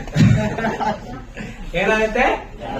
Garbage knowledge. ಯಾಕೆ ಗೊತ್ತಾಗಿದೆ ನಮ್ಗೆ? ಸಿನಿಮಾ ಬಾಲಿವುಡ್ ಆಕ್ಟರ್ಸ್ ಅಲ್ಲಿ ಯಾರನ್ನ ಮದುವೆ ಮಾಡ್ಕೊಂಡ್ರು, ಯಾರು ಎಷ್ಟು ಮದುವೆ ಮಾಡ್ಕೊಂಡಿದ್ದಾರೆ, ಎಷ್ಟು ಡೈವರ್ಸ್ ಕೊಟ್ಟಿದ್ದಾರೆ, ಎಷ್ಟು ಜನ ಓಡೋಗ್ಬಿಟ್ಟಿದ್ದಾರೆ, ಎಲ್ಲ ಪೂರ್ತಿ ಜಿಕೆ ಇದೆ ನನ್ನಲ್ಲಿ. ಏನಿದು? Garbage knowledge. ಅದಕ್ಕೋಸ್ಕರ ವಿದ್ಯಾ ಅಂತ ಹೇಳಿದ್ರೆ ಇವೆಲ್ಲವೂ ವಿದ್ಯೆ ಅಲ್ಲ, ಇವೆಲ್ಲ ಅವಿದ್ಯಾನೆ. ಅದಕ್ಕೋಸ್ಕರ ನಿಜವಾದ ಜ್ಞಾನ ಪಡಿಬೇಕು ಅಂದ್ರೆ ಭಗವಂತನ ಜ್ಞಾನ ಪಡ್ಕೊಂಡ್ರೆ ನಿಜವಾದ ಜ್ಞಾನ. ಅದಕ್ಕೋಸ್ಕರ ನಮ್ಮ ಪ್ರಭುಪಾದರು ರಾತ್ರಿ ಅವರು ನಿದ್ದೆ ಮಾಡದೆ ನಮ್ಮೆಲ್ಲರಿಗೂ ಪುಸ್ತಕ ಕೊಡೋದಕ್ಕೋಸ್ಕರ ಅವ್ರು ಬರೀತಾ ಇದ್ರು. ಯಾಕೆ? ಯಾಕೆಂದ್ರೆ ಅವ್ರಿಗೆ ಗೊತ್ತಿತ್ತು ಇನ್ನು ಕೆಲವೇ ವರ್ಷಗಳಲ್ಲಿ ನಾನು ನನ್ನ ಶರೀರ ಬಿಟ್ಬಿಡ್ತೇನೆ, ಆದ್ರೆ ಈ ಜನತೆಗೆ ನಾನು ಏನ್ ಕೊಡ್ಬೇಕು, ನಾ ಏನ್ ಕೊಟ್ಟು ಹೋಗ್ಬೇಕು. ಅದಕ್ಕೋಸ್ಕರ ಪ್ರಭುಪಾದರು ಅವರ ದಿನದ ಸಮಯ ನಿದ್ದೆ ಅಲ್ಲ, ರಾತ್ರಿ ನಿದ್ದೆ. ಹಾಗಂದ್ರೆ ಬಿಟ್ಟು ಪ್ರಭುಪಾದರು ದಿನ ನಿದ್ದೆ ಮಾಡ್ತಾ ಇದ್ರು ಅಂತ ಹೇಳ್ತಾರೆ. ದಿನ ನಿದ್ದೆ ಪ್ರಶ್ನೆ ಬಿಡಿ, ರಾತ್ರಿ ನಿದ್ದೆನ ಅವರು ತೊರೆದು ಹಾಕಿ ಏನ್ ಮಾಡ್ತಾ ಇದ್ರು? ಪುಸ್ತಕನ ಬರೀತಾ ಇದ್ರು. ಅದಕ್ಕೋಸ್ಕರ ಭಕ್ತರು ಹೇಳ್ತಾರೆ ನಾವು ರಾತ್ರಿ ನಿದ್ದೆ ಬಿಡಿ, ಅಟ್ಲೀಸ್ಟ್ ದಿನದ ನಿದ್ದೆ ತೊರೆದಾಕಿ ಆದ್ರೂ ಪ್ರಭುಪಾದ ಪುಸ್ತಕ ಓದ್ಬೇಕ. ಹೌದಲ್ಲ? ಅಟ್ಲೀಸ್ಟ್ ನಮ್ಮ ಜೀವನ ಸಾಕಾಗೋಗ್ಬಿಡತ್ತೆ. ಪ್ರಭುಪಾದರಿಗೆ ನಾವು ಹೇಗೆ ಕೃತಜ್ಞತೆಯನ್ನ ತೀರಿಸೋದು, ಹೇಗೆ ತೀರಿಸೋದು? ಅಟ್ಲೀಸ್ಟ್ ಪ್ರಭುಪಾದ ಕೊಟ್ಟಿರುವಂತ ಪುಸ್ತಕ ಎಲ್ಲಾದ್ರೂ ಓದ್ಬೇಕು. ಒಬ್ರು ಭಕ್ತರು ಹೇಳ್ತಾ ಇದ್ರು ನಾನು ಪ್ರಭುಪಾದರಿಗೆ ಹೇಗೆ ಕೃತಜ್ಞತೆಯನ್ನ ಸಲ್ಲಿಸೋದು? ಅಟ್ಲೀಸ್ಟ್ ಮೃತ್ಯು ಬರೋಕ್ಕಿಂತ ಮುಂಚೆ ಪ್ರಭುಪಾದ ಬರೆದಿರೋ ಎಲ್ಲಾ ಪುಸ್ತಕಗಳನ್ನಾದ್ರೂ ಓದ್ಬೇಕು. ಏನು? ಮೃತ್ಯು ಬರೋಕ್ಕಿಂತ ಮುಂಚೆ ಈ ಶರೀರದಲ್ಲಿ ನಾನಿರುವಾಗ ಏನ್ ಮಾಡ್ಬೇಕು? ಪ್ರಭುಪಾದ ಬರೆದಿರೋ ಎಲ್ಲಾ ಪುಸ್ತಕಗಳನ್ನಾದ್ರೂ ಓದ್ಬೇಕು ಒಂದ್ಸಲ. ಯಾರಿಗನ್ಸುತ್ತೆ ಇದು ಉತ್ತಮವಾಗಿರಂತ ಪ್ರಪೋಸಲ್ ಅಂತ? ಕೆಲವ್ರಿಗೆ ಅನ್ಸುತ್ತೆ ಇದೆ ಒಳ್ಳೆ ತುಂಬಾ ದೊಡ್ಡದು ಪ್ರಪೋಸಲ್, ಕೆಲವರು ಕೈ ಎತ್ತಾನೆ ಇಲ್ಲ. ಅಟ್ಲೀಸ್ಟ್ ಒಂದು ಬಾರಿ ನಮ್ದು ಧರ್ಮ ಗ್ರಂಥ ಯಾವುದು ಅನ್ನೋದು ಎಲ್ಲರಿಗೂ ತಿಳಿಸ್ಬೇಕು. ಧರ್ಮ ಗ್ರಂಥ ಯಾವ್ದಂತ ಕೇಳಿದ್ರೆ ಮಕ್ಕಳಿಗೆ ಬರ್ತಾನೆ ಇಲ್ಲ. ಧರ್ಮ ಗ್ರಂಥಗಳು ಯಾವುದು ಅಂತ ಹೇಳಿದ್ರೆ ಅವ್ರಿಗೆ ಅನ್ಸುತ್ತೆ ಯಾಕೆ ಅಂತ ಪ್ರಶ್ನೆ ಕೇಳ್ತಾರೆ. ಮೊದಲು ಯಾವ್ದು ಅಂತ ಹೇಳೋ ಬದಲು ಯಾವ ಓದ್ಬೇಕು? ಎಷ್ಟೊಂದು ಹ್ಯಾರಿ ಪಾಟರ್ ಇದೆ, ಹ್ಯಾರಿ ಪಾಟರ್ ಓದ್ಬೇಕು. ಎಷ್ಟೊಂದು ಬೇರೆ ಬೇರೆ ಬುಕ್ಸ್ ಇದೆ. ಆದರೆ ನಿಜವಾಗಿ ಗೊತ್ತಿರಬೇಕು ಪ್ರಭುಪಾದರು ಮುಖ್ಯವಾಗಿರುವಂತಹ ಗ್ರಂಥಗಳನ್ನಾದ್ರೂ ಕೊಟ್ಟಿದ್ದಾರೆ ನಮ್ಗೆ ನಮ್ಮ ಜೀವನದಲ್ಲಿ. ಪ್ರಭುಪಾದರು ಹೇಳ್ತಾ ಇದ್ರು ಮುಖ್ಯವಾದ ಗ್ರಂಥಗಳು ಭಕ್ತರಿಗೆಲ್ಲ ಯಾವುದು? ಭಗವದ್ಗೀತಾ, ಶ್ರೀಮದ್ ಭಾಗವತ ಮತ್ತೆ ಚೈತನ್ಯ ಚರಿತಾಮೃತ. ಈ 3 ಗ್ರಂಥಗಳಾದ್ರೂ ನಾವು ನಮ್ಮ ಉಸಿರು ಹೋಗೋಕ್ಕಿಂತ ಮುಂಚೆ ಆದ್ರೂ ಓದ್ಬಿಡ್ಬೇಕು. ಯಾವಾಗ ಉಸಿರು ಹೋಗುತ್ತೆ? ಯಾವಾಗ ಉಸಿರು ಹೋಗುತ್ತೆ? ಪ್ರಭುಜಿ 80 ವರ್ಷ ಆದ್ಮೇಲೆ. ಯಾರ್ದಾರು ಗೊತ್ತಿದೆ? ಏನಾದ್ರು ಬಾಂಡ್ ಬರ್ತಿದ್ದಾರೆ? ಯಾರಾದ್ರೂ ಅಗ್ರಿಮೆಂಟ್ ಇದೆ ಯಮರಾಜರ ಹತ್ರ? ಯಮರಾಜರು ನಮ್ಗೆ ಕೊಟ್ಬಿಟ್ಟಿದ್ದಾರೆ 80 ವರ್ಷ ತನಕ ನೀವು ಇಲ್ಲೇ ಇರ್ತೀವಿ ಹೇಳಿದ್ದಾರೆ. ಯಾವಾಗ ಮೃತ್ಯು ಬರುತ್ತೆ ಅಂತ ಗೊತ್ತಿಲ್ಲ ನಮ್ಗೆ. ಹಾಗಾದ್ರೆ ಯಾವಾಗ ಓದ್ಬೇಕು? ಈಗಲಾದ್ರೂ ಪ್ರಾರಂಭ ಮಾಡ್ಬೇಕು. ಸೊ ಅದಕ್ಕೋಸ್ಕರ ಪ್ರಭುಪಾದರು ಈ ರೀತಿ ಬರೀತಾ ಇದ್ದಾರೆ. ಈಗ ಮುಂದಿನ ಶ್ಲೋಕ ಇನ್ನೂ ಅದ್ಭುತವಾಗಿದೆ, ಇದಕ್ಕಿನ್ನ ಅದ್ಭುತ. 11ನೇ ಶ್ಲೋಕ. ತದ್ವಾಗ್ ವಿಸರ್ಗೋ ಜನತಾಘ ವಿಪ್ಲವೋ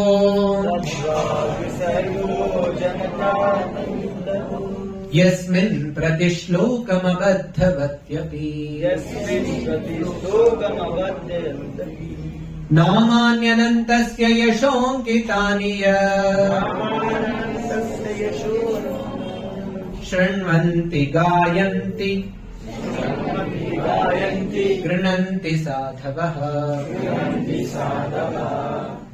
ಇದರಲ್ಲಿ ಅನುವಾದ ಪ್ರಭುಪಾದರು ಈ ರೀತಿ ಬರೀತಾ ಇದ್ದಾರೆ. ಇದಕ್ಕೆ ಪ್ರತಿಯಾಗಿ ವಿರುದ್ಧವಾಗಿ ಅನಂತ ಪ್ರಭುವಿನ ನಾಮ, ಕೀರ್ತಿ, ರೂಪಗಳು, ಲೀಲೆಗಳು ಮೊದಲಾದ ದಿವ್ಯ ಮಹಿಮೆಗಳ ವರ್ಣನೆಗಳಿಂದ ತುಂಬಿರುವ ಬರೆಹ, ಬೇರೆ ರೀತಿಯ ಸಾಹಿತ್ಯ, ತಪ್ಪು ದಾರಿ ಹಿಡಿದಿರುವ, ನೋಡಿ ಇದು ವಾಕ್ಯಗಳೆಲ್ಲ ತುಂಬಾ ಅದ್ಭುತವಾಗಿದೆ. ತಪ್ಪು ದಾರಿ ಹಿಡಿದಿರುವ ಇಂದಿನ ನಾಗರಿಕತೆಯ ಅಪವಿತ್ರ ಜೀವನದಲ್ಲಿ ಕ್ರಾಂತಿಯನ್ನು ಉಂಟು ಮಾಡುವ ಉದ್ದೇಶ ದಿವ್ಯ ಪದಗಳಿಂದ ಕೂಡಿರುವ ಈ ಸಾಹಿತ್ಯದ್ದಾಗಿದೆ. ಅಂತಹ ಸಾಹಿತ್ಯವು ದಿವ್ಯವಾದದ್ದು.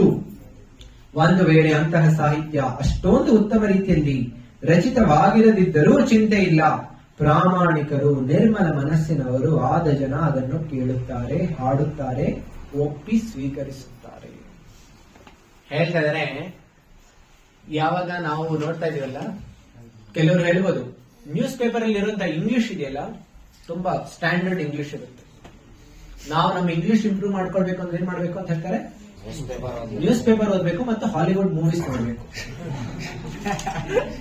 ಈಗಿನ ಜನರೇಷನ್ ಅಲ್ಲಿ ಅವರೆಲ್ಲ ಇಂಗ್ಲಿಷ್ ಕಲಿಬೇಕು ಅಂದ್ರೆ ಏನ್ ಮಾಡ್ತಾರೆ, ನಾವು ಹಾಲಿವುಡ್ ಮೂವೀಸ್ ನೋಡ್ಬೇಕು, ಜೊತೆನಲ್ಲಿ ನ್ಯೂಸ್ ಪೇಪರ್ಸ್ ಓದ್ಬೇಕು, ಬೇರೆ ಬೇರೆ ನಾವೆಲ್ಸ್ ಓದ್ಬೇಕು. ಅದು ಬರೀ ಇಂಗ್ಲಿಷ್ ಕಲಿತಾ ಇಲ್ಲ, ಅವ್ರು ಏನ್ ಕಲಿತಾ ಇದಾರೆ, ಅದರ ಕಲ್ಚರ್ ಕಲಿತಾ ಇದಾರೆ. ಇಂಗ್ಲಿಷ್ ಕಲ್ಚರ್, ವೆಸ್ಟರ್ನ್ ಕಲ್ಚರ್ ಕಲಿತಾರೆ. ಏನ್ ಕಲಿತಾ ಇದಾರೆ, ಹೇಗೆ ಬೇರೆಯವ್ರಿಗೆ ದೋಚೋದು, ಬೇರೆಯವ್ರನ್ನ ಹೇಗೆ ಕೊಂದಾಕೋದು, ಬೇರೆಯವ್ರ ಹೇಗೆ ಶೋಷಣೆ ಮಾಡುವಂಥದ್ದು, ಆಮೇಲೆ ಬೇರೆ ಈ ಭೌತಿಕ ಜಗತ್ತನ್ನ ವೆಸ್ಟರ್ನ್ ಮೈಂಡ್ ಸೆಟ್ ಏನು, ಪಾಶ್ಚಾತ್ಯ ದೇಶದ ಅವರ ಮನಸ್ಥಿತಿ ಹೇಗಿದೆ, ಬರೀ ಭೌತಿಕ ಇಂದ್ರಿಯ ತೃಪ್ತಿ. ಅದು ಬಿಟ್ಟು ಮತ್ತೇನಾರು ಇದೆಯಾ, ಆಧ್ಯಾತ್ಮಿಕ ಜ್ಞಾನ ಇದೆಯಾ? ಆದ್ರೆ ನಾವೆಲ್ಲರೂ ಅವರು ಕೊಟ್ಟಿರುವಂತಹ ಭಾಷೆ, ಅವ್ರು ಕೊಟ್ಟಿರೋದೆಲ್ಲ ಓದ್ತಾ ಇದ್ರೆ ಏನಾಗ್ತಾ ಇರುತ್ತೆ, ಅವರ ಸಂಸ್ಕೃತಿಯನ್ನು ತಗೊಳ್ತಾ ಇದ್ವಿ. ಅದಕ್ಕೋಸ್ಕರ ಹೇಳ್ತಾ ಇದಾರೆ ಇಲ್ಲಿ, ಕೆಲವರು ಇವರೆಲ್ಲ ಓದ್ತಾರೆ, ಭಗವದ್ಗೀತೆ ಓದ್ತಾರೆ, ಇಲ್ಲ ಭಾಗವತ ಓದ್ತಾರೆ, ಅವ್ರು ಹೇಳ್ತಾರೆ ಅಷ್ಟು ಸ್ಟ್ಯಾಂಡರ್ಡ್ ಇಂಗ್ಲಿಷ್ ಇಲ್ಲ, ನಮ್ಗೆ ಅಮೆರಿಕನ್ ಇಂಗ್ಲಿಷ್ ಬೇಕು, ಇಲ್ಲ ನಮ್ಗೆ ಬ್ರಿಟಿಷ್ ಇಂಗ್ಲಿಷ್ ಬೇಕು. ಆದ್ರೆ ಪ್ರಭುಪಾದರು ಇಲ್ಲಿ ಬರೀತಾ ಇದ್ದಾರೆ, ಯಾರು ಪ್ರಾಮಾಣಿಕ ವ್ಯಕ್ತಿಗಳಿರ್ತಾರೆ ಅವ್ರೇನ್ ಮಾಡ್ತಾರೆ, ಒಪ್ಕೊಳ್ತಾರೆ. ಈಗ ಪ್ರಭುಪಾದರು ಒಂದು ಉತ್ತಮವಾದ ಉದಾಹರಣೆ ಕೊಡ್ತಾರೆ. ಉದಾಹರಣೆ ನೀವೆಲ್ಲರೂ ತಿಳ್ಕೊಳ್ಳಿ. ನಿಮ್ಮ ಮನೆಯಲ್ಲಿ ನಾನು ಒಂದು ಉದಾಹರಣೆ ಕೊಡ್ತಾ ಇದ್ದೀನಿ. ಆಯ್ತು, ಮನೆಗೆ ಬೆಂಕಿ ಬಿತ್ತು ಅಂತ ಹೇಳ್ಕೊಳ್ಳಿ, ಬೀಳಬಾರ್ದು, ಆದ್ರೆ ಮನೆಗೆ ಬೆಂಕಿ ಬಿತ್ತು ಅಂತ ಹೇಳ್ಕೊಳ್ಳಿ, ಸರಿನಾ? ಆಮೇಲೆ ನಮ್ಮ ಮನೆ ಪಕ್ಕದವರಿದಾರಲ್ಲ, ಅವ್ರಿಗೆ ನಮ್ಮ ಭಾಷೆ ಬರೋದಿಲ್ಲ, ಅವರು ಎಲ್ಲೋ ಅವರು ಚೈನಾದಿಂದ ಬಂದಿದ್ದಾರೆ, ಅವ್ರು ನಮ್ಮ ಮನೆ ಪಕ್ಕದಲ್ಲಿದ್ದಾರೆ. ಆಮೇಲೆ ನಾವು ಮಾತಾಡೋದು ಅವ್ರಿಗೆ ಅರ್ಥ ಆಗಲ್ಲ, ಅವ್ರು ಮಾತಾಡೋದು ಅರ್ಥ ಆಗ್ತಾ ಇಲ್ಲ ನಮಗೆ. ಆಮೇಲೆ ನಮ್ಮ ಮನೆಗೆ ಬೆಂಕಿ ಬಿದ್ದೋರಿಗೆ ನಮ್ಗೆ ಗೊತ್ತಾಗ್ತಾ ಇಲ್ಲ. ಆದ್ರೆ ಅವ್ರು ನೋಡಿದ್ರು, ನೋಡಿ ಅವ್ರು ಹೇಳ್ತಾ ಇದಾರೆ ಫೈರ್ ಫೈರ್ ಫೈರ್, ಈ ರೀತಿ ಅವ್ರು ತೋರಿಸ್ತಾ ಇದಾರೆ. ನಾವೇನಂತೀವಿ, ಅರೆ ನೀವು ನಮ್ಮ ಭಾಷೆನಲ್ಲಿ ಹೇಳ್ಬೇಕು, ಆಗ ನೀವು ಹೇಳೋದು ಒಪ್ಕೊಳ್ತೀವಿ. ಏನೇ ಹೇಳಾಗಿದ್ರು ನಮ್ಮ ಭಾಷೆನಲ್ಲಿ ಹೇಳಿ, ಸರಿ? ಏನ್ ಮಾಡ್ತೀವಾಗ, ಆಕ್ಷನ್ ನೋಡ್ತೀವಿ. ಮೊದಲು ನಾವು ತಿಳ್ಕೊಳ್ತೀವರೆ ಬೆಂಕಿ ಬಿದ್ದಿದೆ ಅಂತ ಹೇಳಿದ ತಕ್ಷಣ ನಾವು ಆ ಬೆಂಕಿನ ಹೇಗೆ ನಾವು ಶಮನ ಮಾಡೋದು, ಆರಿಸೋದು, ಆಮೇಲೆ ಹೇಗೆ ಆಚೆ ಹೋಗೋದು ಎಲ್ಲ ಪ್ಲಾನ್ ಮಾಡ್ತೀವಿ. ಆಗ ಯಾರು ಕೇಳೋದಿಲ್ಲ, ನಿಮ್ ಗ್ರಾಮರ್ ಅಲ್ಲಿ ತಪ್ಪಿದೆ ಅಂತ ಹೇಳ್ತೀವ? ನೀವು ಹೇಳ್ತಾರೆ ಲ್ಯಾಂಗ್ವೇಜ್ ನೀವು ತಪ್ಪು ಹೇಳ್ತಾ ಇದೀರಿ, ಹೇಳೋದಿಲ್ಲ. ಏನ್ ಮಾಡ್ತೀವಿ ನಾವು, ಅದರ ಸಾರವನ್ನ ಹಿಡ್ಕೊಳ್ತೀವಿ. ಅದೇ ರೀತಿ ಪ್ರಭುಪಾದ ಬರೀತಾರೆ, ನಮ್ಮ ಗ್ರಂಥಗಳಲ್ಲಿ ಕೆಲವು ಬಾರಿ ಕೆಲವು ತಪ್ಪುಗಳಿರ್ಬೋದು. ಯಾವ ದೃಷ್ಟಿಕೋನದಿಂದ, ಶಾಸ್ತ್ರಿ ಯಾರಾದ್ರೂ ತುಂಬಾ ವಿದ್ವಾನ್ಗಳಿರ್ಬೋದು, ವಿದ್ವಾಂಸರು, ಪಂಡಿತರು ಇರ್ಬೋದು, ಅವ್ರು ನಮ್ಮ ಗ್ರಂಥಗಳನ್ನು ಕೆಲವು ನೋಡಿದಾಗ ಅವ್ರು ಹೇಳ್ಬೋದು, ಅರೆ ಈ ತಪ್ಪಿದೆ, ಗ್ರಾಮರ್ ತಪ್ಪಿದೆ. ಅರೆ ಗ್ರಾಮರ್ ತಪ್ಪಿದಿರ್ಲಿ, ಈಗ ಈ ಶಾಸ್ತ್ರ ಏನ್ ಹೇಳ್ತಾರೆ ಅದನ್ನ ತಿಳ್ಕೊಳ್ಬೇಕು ಮೊದ್ಲು. ಯಾಕೆ ಪ್ರಭುಪಾದರು ಹೇಳ್ತಾ ಇದ್ರೆ ಅದೇ ರೀತಿ ಹೇಗೆ ಮನೆಗೆ ಬೆಂಕಿ ಬಿದ್ದಿದ್ದಾಗ ನಾವು ಕೇಳೋದಿಲ್ಲ ಗ್ರಾಮರ್, ಅದೇ ರೀತಿ ಶಾಸ್ತ್ರ ಭಗವಂತ ಭಗವದ್ಗೀತೆ ಬಂದು ಹೇಳ್ತಾ ಇದಾರೆ. ಏನಂತ ಹೇಳ್ತಾ ಇದಾರೆ? ಈ ಜಗತ್ತಿಗೆ ಬೆಂಕಿ ಬಿದ್ದಿದೆ. ಯಾಕೆ? ದುಃಖಾಲಯ ಅಶಾಶ್ವತ. ಸೃಷ್ಟಿಯಾದಾಗ್ಲೇ ಬೆಂಕಿ ಬಿದ್ದಿದೆ, ಹೌದಲ್ಲ? ಅದಕ್ಕೋಸ್ಕರ ಅದರದ್ದು ಎಕ್ಸ್ಪೈರಿ ಡೇಟ್ ಅನ್ನುವಂಥದ್ದಿದೆ. ನಮ್ಗೆ ಜನ್ಮ ಆದಾಗ್ಲೇ ನಮ್ಮ ಶರೀರಕ್ಕೆ ಒಂದು ಬೆಂಕಿ ಬಿದ್ದಿದೆ, ಹೌದಲ್ಲ? ಅದಕ್ಕೋಸ್ಕರ ಮೃತ್ಯು ಯಾವಾಗ ಬೇಕಾದ್ರೆ ಬಂದ್ಬಿಡುತ್ತೆ. ಅದಷ್ಟೇ ಅಲ್ಲ, ನಮ್ಮ ಆಯುಷ್ಯ ಕಡಿಮೆ ಆಗ್ತಾ ಇರುತ್ತೆ. ಯಾಕೆ? ಯಾಕೆ ಅಂತ ಹೇಳಿದ್ರೆ ಬೆಂಕಿ ಬಿದ್ದಿದೆ. ಆದ್ರೆ ಯಾರಾದ್ರೂ ಬಂದು ಹೇಳ್ತಾ ಇದಾರೆ, ಅರೆ ಬೆಂಕಿ ಬಿದ್ದಿದೆ, ನೀವು ರಕ್ಷಿಸ್ಕೊಳ್ಳಿ. ನಾವಂತೂ ಇಲ್ಲ ಇಲ್ಲ ಇಲ್ಲ, ಗ್ರಾಮರ್ ಸರಿ ಇಲ್ಲ, ನೀವು ಸರಿ ಮಾಡ್ಕೊಂಡು ಹೇಳ್ತೀವಿ. ಅದೇ ರೀತಿ ಪ್ರಭುಪಾದರು ಬರೀತಾರೆ, ಈ ಭಗವದ್ ಜ್ಞಾನ ಇದೆಯಲ್ಲ ನಮ್ಗೆ, ಅದು ಭಗವಂತ ಆ ರೀತಿ ಕೊಡ್ತಾ ಇದ್ದಾರೆ. ಅದಕ್ಕೋಸ್ಕರ ಆಧ್ಯಾತ್ಮಿಕ ಗ್ರಂಥಗಳಲ್ಲಿ ಸಣ್ಣ ಪುಟ್ಟ ದೋಷಗಳನ್ನ ಹುಡ್ಕೋದಕ್ ಬದಲು ಏನ್ ಮಾಡ್ಬೇಕು? ಸಾರ ಏನ್ ಕೊಡ್ತಾ ಇದೆ, ದುಂಬಿಯ ರೀತಿ ಇರಬೇಕು. ದುಂಬಿಯ ರೀತಿ ಏನ್ ಸಾರ ಹೀರುತ್ತೆ, ಅದೇ ರೀತಿ ನಾವು ತಾತ್ಪರ್ಯ ಏನ್ ಕೊಡ್ತಾ ಇದೆ, ಭಾವಾರ್ಥ ಏನ್ ಕೊಡ್ತಾ ಇದೆ. ಕೆಲವರು ನೋಡಿ ಹೇಳ್ತಾರೆ, ನಮ್ಗೆ ಭಗವದ್ಗೀತೆ ಎಲ್ಲಾ ಶ್ಲೋಕಗಳು ಬರುತ್ತೆ. ಎಷ್ಟು ಜನಕ್ಕೆ ಇಲ್ಲಿ ಭಗವದ್ಗೀತೆ ಎಲ್ಲಾ ಶ್ಲೋಕಗಳು ಬರುತ್ತೆ? ಪ್ರಭುಜಿ ನೀವು ಒಂದ್ ಶ್ಲೋಕನೂ ಬರುತ್ತೆ ಆಗ್ತದೆ, ಎಲ್ಲಾ ಶ್ಲೋಕ ಹೇಳ್ತಾರೆ. ಆದ್ರೆ ನಾ ಹೇಳ್ತಾ ಇದೀನಿ, ಕೆಲವರು ಇದ್ದಾರೆ ಅವ್ರಿಗೆ 700 ಶ್ಲೋಕಗಳು ಕಂಠಪಾಠ ಬರುತ್ತೆ. ಆದ್ರೆ ಒಂದು ದಿನ ಅವ್ರು ಕುತ್ಕೊಂಡು ಜಪ ಮಾಡೋದಿಲ್ಲ, ಒಂದಿನಾನು ಬಂದು ಭಗವಂತನಿಗೆ ಅವರು ಹೂವು ಅರ್ಪಣೆ ಮಾಡೋದಿಲ್ಲ. ಆದ್ರೆ ಕಂಠಪಾಠ ಮಾಡೋದು ಬರುತ್ತೆ. ಯಾವ ಶ್ಲೋಕ, ಈ ಅಧ್ಯಾಯ, ಈ ಶ್ಲೋಕ ಅಂತ ಹೇಳ್ತಾರೆ. ಆದ್ರೆ ಪ್ರಭುಪಾದರು ಹೇಳ್ತಾ ಇದ್ರು, ಆ ರೀತಿ ಜ್ಞಾನ ಇಟ್ಕೊಂಡು ಏನ್ ಪ್ರಯೋಜನ? ಯಾರಿಗಾರು ಗೊತ್ತಿದೆ ನಮ್ ಮನೆಗ್ ಬೆಂಕಿ ಬಿದ್ದಿದೆ, ನಮ್ ಮನೆಗ್ ಬೆಂಕಿ ಬಿದ್ದಿದೆ, ಈ ರೀತಿ ಹೇಳ್ತಾ ಇದಾರೆ. ಆದ್ರೆ ಏನು ಮಾಡ್ತಾ ಇಲ್ಲ, ಒಳಗಡೆ ಕುತ್ಕೊಂಡಿದ್ದಾರೆ. ಏನಾಗುತ್ತೆ? ಸುಟ್ಟೋಗ್ತಾರೆ. ಅದೇ ರೀತಿ ಬರೀ ಜ್ಞಾನ ಗೊತ್ತಿದ್ದು ನನಗೆ ಇದು ಗೊತ್ತಿದೆ ಅಂತ ಹೇಳಿದ್ರೆ ಏನ ಪ್ರಯೋಜನ? ಏನ್ ಮಾಡ್ಬೇಕು? ಬೆಂಕಿಯನ್ನು ಆರಿಸೋದಕ್ಕೆ ಪ್ರಯತ್ನ ಮಾಡ್ಬೇಕು. ಬೆಂಕಿಯನ್ನು ಆರಿಸೋದು ಹೇಗೆ? ನಾವು ಭಕ್ತಿಯನ್ನು ಆಚರಣೆ ಮಾಡ್ಬೇಕು, ಭಕ್ತಿಯನ್ನ ಪಾಲನೆ ಮಾಡ್ಬೇಕು. ಭಕ್ತಿಯನ್ನ ಪಾಲನೆ ಹೇಗ್ ಮಾಡೋದು? ಭಕ್ತರ ಸಂಘದಲ್ಲಿ ಮಾಡೋದು. ಆಮೇಲೆ ಗುರುಗಳ ಆದೇಶ ಪಾಲನೆ ಮಾಡಬೇಕು. ಆಮೇಲೆ ಭಾಗವತದಲ್ಲಿ ಸ್ವಲ್ಪ ಚೆನ್ನಾಗಿ ನಿದ್ರೆ ಮಾಡಬೇಕು.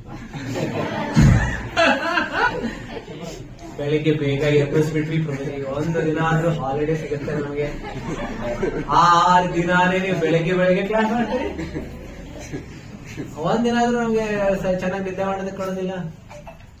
ಹೇಳ್ತಾರೆ, ಮನೆಗ್ ಬೆಂಕಿ ಬಿದ್ದಾಗ ನಾವು ನಿದ್ದೆ ಮಾಡೋದಕ್ಕಾಗುತ್ತೆ? ನಿದ್ದೆ ಮಾಡೋದಕ್ಕಾಗುತ್ತೆ? ಚೆನ್ನಾಗಿ ನಿದ್ದೆ ಬಂದ ಪ್ರಭುಜಿ, ನಿದ್ದೆ ಹೇಗ್ ಬರೋದಕ್ಕೆ ಸಾಧ್ಯ? ಬೆಂಕಿ ಬಿದ್ದಿದೆ ಆಲ್ರೆಡಿ. ಅದಕ್ಕೋಸ್ಕರ ಭಕ್ತರು ಅಂತ ಹೇಳಿದ್ರೆ ಆಧ್ಯಾತ್ಮಿಕ ಜೀವನದಲ್ಲಿ ಏನಿರ್ಬೇಕು? ಅಲರ್ಟ್ ಆಗಿರ್ಬೇಕು. ಬೆಂಕಿ ಒಳಗಡೆ ಇರ್ಬೇಕು ಅಂತ, ಉರಿತಾ ಇರ್ಬೇಕು. ಬೆಂಕಿ ಉರಿತಾ ಇರ್ಬೇಕು, ಹೃದಯದಲ್ಲಿ ಉರಿತಾ ಇರ್ಬೇಕು. ಅರ್ಜೆನ್ಸಿ ಅನ್ನೋಂಥದ್ದು ಇರ್ಬೇಕು. ಭಕ್ತಿನಲ್ಲಿ ನಮಗೆ ಕೆಲವು ಸಲ ಕಂಪ್ಲೇಸೆನ್ಸಿ ಬರುತ್ತೆ. ಕಂಪ್ಲೇಸೆನ್ಸಿ ಅಂತ ಹೇಳಿದ್ರೆ ನಡೆಯೋಣ, ವಾರದಲ್ಲಿ ಒಂದ್ಸಲ ನಡೀತಾ ಇರುತ್ತೆ, ಸತ್ಸಂಗ ಮಾಡ್ತಾ ಇರ್ತಾರೆ. ನಾನು ಹೋಗಿಲ್ಲ ಅಂದ್ರೆ ನಡೆಯುತ್ತೆ. ನಾನು ಒಬ್ಬನೇ ಹೋದ್ರೆ ಸತ್ಸಂಗ ನಡೆಯೋದು ನಡೀತೆ. ಭಗವಂತ ಇದ್ದಾರೆ, ನೋಡ್ಕೊಳ್ತಾ ಇದಾರೆ. ಆಮೇಲೆ ಭಕ್ತರೆಲ್ಲರೂ ಇದಾರಲ್ಲ, ಜಯಜಾನಸ್ವಾಮಿ ಇರ್ತಾರೆ, ಅಭೇದಾನಂದರು ಇರ್ತಾರೆ, ಆಮೇಲೆ ಬೇರೆ ಬೇರೆ ಭಕ್ತರು ಕುಕಿಂಗ್ ಮಾಡ್ತಾರೆ. ಆಮೇಲೆ ಕೊನೆಗೆ ಹೋಗ್ಬಿಡಲ್ಲ ಅಂತ ಹೇಳಿದ್ರೆ ಏನಿದೆ? ಅರ್ಜೆನ್ಸಿ ಇಲ್ಲ ನಮಗೆ. ರಿಲ್ಯಾಕ್ಸ್ಡ್ ಮೋಡ್ ಇದೆ. ರಿಲ್ಯಾಕ್ಸ್ಡ್ ಮೋಡ್, ಕ್ಯಾಶುಯಲ್ ಮೋಡ್ ಇರುತ್ತಲ್ಲ, ಕ್ಯಾಶುಯಲ್ ಇದ್ರೆ ಎಲ್ಲಿಗೆ ಹೋಗ್ತಾರೆ? ಸ್ವಲ್ಪ ಜೋರಾಗಿ ಹೇಳಿ. ಕ್ಯಾಶುಯಾಲಿಟಿ ಎಲ್ಲಿದೆ? ಅಡ್ಮಿಟ್ ಆಗ್ಬೇಕಾಗುತ್ತೆ. ಕ್ಯಾಶುಯಲ್ ಭಕ್ತಿ ನಡೆಯೋದಿಲ್ಲ. ಭಕ್ತಿನಲ್ಲಿ ಹೇಗಿರ್ಬೇಕು? ಉರಿತಾ ಇರ್ಬೇಕು ಹೃದಯದಲ್ಲಿ. ಉತ್ಸಾಹ ಆಗ ಅದು ಉತ್ಸಾಹದ ರೂಪದಲ್ಲಿ ಬರುತ್ತೆ. ಅದಕ್ಕೋಸ್ಕರ ಹೇಳ್ತಾರೆ, ಆಧ್ಯಾತ್ಮಿಕ ಜೀವನ ಅಂತ ಹೇಳಿದ್ರೆ ನಮ್ಮ ಜೀವನದಲ್ಲಿ ಯಾವಾಗ್ಲೂ ಆ ಹೊಸ ಉತ್ಸಾಹ ಪ್ರತಿದಿನ ಇರಬೇಕು. ಪ್ರತಿದಿನ ಮಂಗಳಾರತಿ, ಅದೇ ಮಂಗಳಾರತಿ ನಡೀತಾರೆ, ಪ್ರತಿದಿನ ಅದೇ ಮಂತ್ರ ಜಪ ಮಾಡ್ತಾ ಇದ್ವಿ, ಆದ್ರೆ ಹೊಸ ಉತ್ಸಾಹ ಮತ್ತೆ ಹೊಸ. ಅದಕ್ಕೋಸ್ಕರ ಪ್ರತಿದಿನ ಎದ್ದಾಗ, ಪ್ರತಿದಿನ ನಾವು ನಮಸ್ಕಾರ ಮಾಡ್ತಾ ಇರುವಾಗ ಪ್ರಭುಪಾದರಿಗೆ ಹೊಸ ಆ ದಿನ ಮತ್ತೊಮ್ಮೆ ನಾವು ನಮ್ಮ ಏನ್ ಹೇಳ್ತೀವಿ, ನಮ್ಮ ಪ್ರತಿಜ್ಞೆನ ದೀಕ್ಷೆಯ ಸಮಯದಲ್ಲಿ ನಾವು ಪ್ರತಿಜ್ಞೆ ತಗೊಳ್ತೀವಿ. ಏನಂತ? ನಾನು 4 ನಿಯಮಗಳನ್ನು ಪಾಲನೆ ಮಾಡ್ತೇನೆ, 16 ಮಾಲೆ ಜಪ ಮಾಡ್ತೇನೆ ಅಂತ ಸಂಕಲ್ಪ ತಗೊಳ್ತಾ ಇದೀವಿ. ಅದೇ ರೀತಿ ಪ್ರತಿದಿನ ಎದ್ದು ನಾವು ಭಗವಂತನ ಮುಂದೆ ಬಂದಾಗ, ಗುರುಗಳ ಮುಂದೆ ಬಂದಾಗ ಏನ್ ಮಾಡ್ತಾ ಇರ್ಬೇಕು? ನಮ್ಮ ಸಂಕಲ್ಪಗಳನ್ನು ಮತ್ತೊಮ್ಮೆ ಇನ್ನು ದೃಢವಾಗಿ ಮಾಡ್ತಾ ಇರಬೇಕು. ಈ ರೀತಿ ಹೇಳ್ತಾರೆ. ಯಾವಾಗ ಈ ರೀತಿ ಭಕ್ತರು ಇರ್ತಾರೆ, ಯಾರು ಸಾರವನ್ನ ಹುಡುಕ್ತಾ ಇರ್ತಾರೆ, ಅವ್ರಿಗೇನ್ ಸಿಗುತ್ತೆ ಹೇಳ್ತಾರೆ? ಕ್ರಾಂತಿ ಉಂಟು ಮಾಡುತ್ತೆ ಅಂತ ಹೇಳ್ತಾರೆ. ಅವರ ಜೀವನದಲ್ಲಿ ಕ್ರಾಂತಿ ಬರುತ್ತೆ, ಈ ಸಂಪೂರ್ಣ ಪ್ರಪಂಚದಲ್ಲಿ, ವಿಶ್ವದಲ್ಲಿ ಕ್ರಾಂತಿ ಬರುತ್ತೆ. ಪ್ರಭುಪಾದರು ಹೇಳಿದ್ರು, ನನ್ನ ಜೊತೆ 18 ಜನರನ್ನ ಕೊಡಿ, ಯಾರು ಸಂಪೂರ್ಣರಾಗಿ ನನ್ನ ಮಾತಿನಲ್ಲಿ ವಿಶ್ವಾಸ ಇಟ್ಟಿರ್ತಾರೆ 18 ಜನರನ್ನ ಕೊಡಿ. ಪ್ರಭುಪಾದರು ಹೇಳಿದ್ರು, ಸಂಪೂರ್ಣ ವಿಶ್ವವನ್ನೇ ನಾನು ಕಾಂಕರ್ ಮಾಡ್ಬಿಡ್ತೀನಿ, ಸಂಪೂರ್ಣ ವಿಶ್ವವನ್ನೇ ನಾನು ಪರಿವರ್ತನೆ ಮಾಡ್ತೀನಿ. ಎಷ್ಟು ಜನ? 18 ಜನ. ಪ್ರಭುಪಾದರು ಹೇಳಿದ್ರು, ಸಂಪೂರ್ಣ ವಿಶ್ವವನ್ನೇ ನಾನು ಬದಲಾಯಿಸ್ಬಿಡ್ತೀನಿ. ಪ್ರಭುಪಾದರು ಅವರೆಲ್ಲ ಶಿಷ್ಯರು ಕೇಳ್ತಾ ಇದ್ರು, ಎಷ್ಟು ಜನ ನಂಬ್ತೀರಿ ಕೃಷ್ಣ ದೇವೋತ್ತಮ ಪರಮ ಪುರುಷ ಅಂತ? ಆದ್ರೆ ಪ್ರಭುಪಾದರು ಈ ಮಾತಿನಲ್ಲಿ ಹೇಳ್ತಾ ಇರುವಾಗ ಅವ್ರಿಗೆ ಅನ್ನಿಸ್ತಾ ಇತ್ತು, ಪ್ರಭುಪಾದರು ನೀವು ಅಂದಿಸ್ಕೊಂಡ್ರಷ್ಟು ಇನ್ನು ಆ ವಿಶ್ವಾಸ ಇನ್ನೂ ಬಂದಿಲ್ಲ ನಮಗೆ. ಯಾಕಂದ್ರೆ ಪ್ರಭುಪಾದ ಹೇಳ್ತಾ ಇದ್ರು, ಸಂಪೂರ್ಣ ಜಗತ್ತನ್ನೇ ಪರಿವರ್ತನೆ ಮಾಡುವಂತ ಶಕ್ತಿ ಬರುತ್ತೆ ಯಾರಿಗೆ? ನಾವು ಏನಾದ್ರೂ ಭಕ್ತಿಯನ್ನು ನಾವು ಸರಿಯಾಗಿ ಮಾಡಿ, ನಾವು ಗುರುಗಳ ಆಶ್ರಿತರಾಗಿದ್ರೆ, ಅವರ ಆಜ್ಞೆಯನ್ನ ನಾವು ಯಾವಾಗ ಎಲ್ಲಿ ತನಕ ಸರಿಯಾಗಿ ಪಾಲನೆ ಮಾಡ್ತಾ ಇರ್ತೀವಿ, ಜಗತ್ತನ್ನ ಹೇಳ್ತಾ ಹಿಂದಿನ ಶ್ಲೋಕದಲ್ಲಿ ಬಂದಿತ್ತು, ಜಗತ್ ಪವಿತ್ರಂ ಪ್ರಗೃಹೀತ ಕರಿಹಿಚಿತ್. ಭಗವಂತನ ಗುಣಗಾನ ಯಶೋಗಾನ ಮಾತ್ರ ಈ ಸಂಪೂರ್ಣ ಜಗತ್ತನ್ನ ಪವಿತ್ರ ಮಾಡುವಂತ ಶಕ್ತಿ ಇದೆ, ಮತ್ಯಾವುದಕ್ಕೂ ಇಲ್ಲ. ನಾವು ಗೀತಾ ಜಯಂತಿಯನ್ನು ಆಚರಣೆ ಮಾಡ್ತಾ ಇದೀವಿ. ಗೀತಾ ಜಯಂತಿ ಆಚರಣೆ ಮಾಡ್ತಾ ಮಾಡ್ತಾ ಏನ್ ಕಲಿತಾ ಇದೀವಿ? ಏನು ನಾವು ಇದನ್ನ ತಿಳ್ಕೊಳ್ಬೇಕು? ಬರೀ ಭಗವದ್ಗೀತೆ ಭಾಗವತವನ್ನ ವಿತರಣೆ ಮಾಡ್ತಾ ಮಾಡ್ತಾ ಈ ಜಗತ್ತು ಪವಿತ್ರ ಆಗೋಗ್ಬಿಡುತ್ತೆ. ಈ ಜಗತ್ತಿನ ಜನರಿಗೆ ಬೇರೆ ಯಾವ ಜ್ಞಾನ ಬೇಕಿಲ್ಲ. ಕೆಲವರು ಹೇಳ್ತಾರೆ, ಇಲ್ಲ ಹೊಸ ಹೊಸ ಟೆಕ್ನಾಲಜಿ ಬರ್ತಾ ಇದೆ, ಅದ್ರನ್ನ ನಾನು ಇಟ್ಕೊಂಡಿರ್ಬೇಕು. ನಾನು ಅದನ್ನ ಮಾಡ್ಕೊಂಡೇ ಬಂದಿರೋದು, ಇಂಜಿನಿಯರಿಂಗ್, ಆಮೇಲೆ ಸಾಫ್ಟ್ವೇರ್ ಕೋಡಿಂಗ್, ಟೆಕ್ನಾಲಜಿ, ಇದೆಲ್ಲ ಮಾಡೇ ಹೇಳ್ತಾ ಇರೋದು. ಕೆಲವರು ಅಂತ ಪ್ರಪಂಚ ನೀವೇನು ಈ ರೀತಿ ಹೇಳ್ತಾ ಇದ್ದೀವಿ, ನಿಮ್ಗೇನು ಅದ್ರ ಬಗ್ಗೆ ಏನ್ ಗೊತ್ತಿದೆ? ಆಧಾರದಲ್ಲೇ ಇಟ್ಕೊಂಡೇ ಬಂದಿರೋದು ನಾವು. ಆಧಾರ ಮುಗಿಸ್ಕೊಂಡು ಆಮೇಲೆ ಗೊತ್ತಾಗಿ ಇದು ಯಾವುದು ಶಾಶ್ವತ ಅಲ್ಲ, ಇದರಿಂದ ಯಾವ ಜೀವನ ಪರಿವರ್ತನೆ ಆಗಿಲ್ಲ, ಅಂತವ್ರ ಜೀವನನೇ ಇನ್ನು ಕೆಳಗಡೆ ಹೋಗ್ತಾ ಇದೆ. ಅದು ಹೇಗೆ ಶಿಪ್ ಹೇಗೆ ಕೆಳಗಡೆ ಹೋಗ್ತಾ ಇರುತ್ತೆ, ಆ ರೀತಿ ಅದು. ಆದ್ರೆ ಜಗತ್ ಪರಿವರ್ತನೆ ಆಗ್ಬೇಕು ಅಂದ್ರೆ ಬರೀ ಈ ಗ್ರಂಥಗಳಲ್ಲಿ ಮಾತ್ರ. ಅಂತವರಲ್ಲಿ ಜೀವನದಲ್ಲಿ ಡಿಪ್ರೆಷನ್ ಬರೋದಿಲ್ಲ.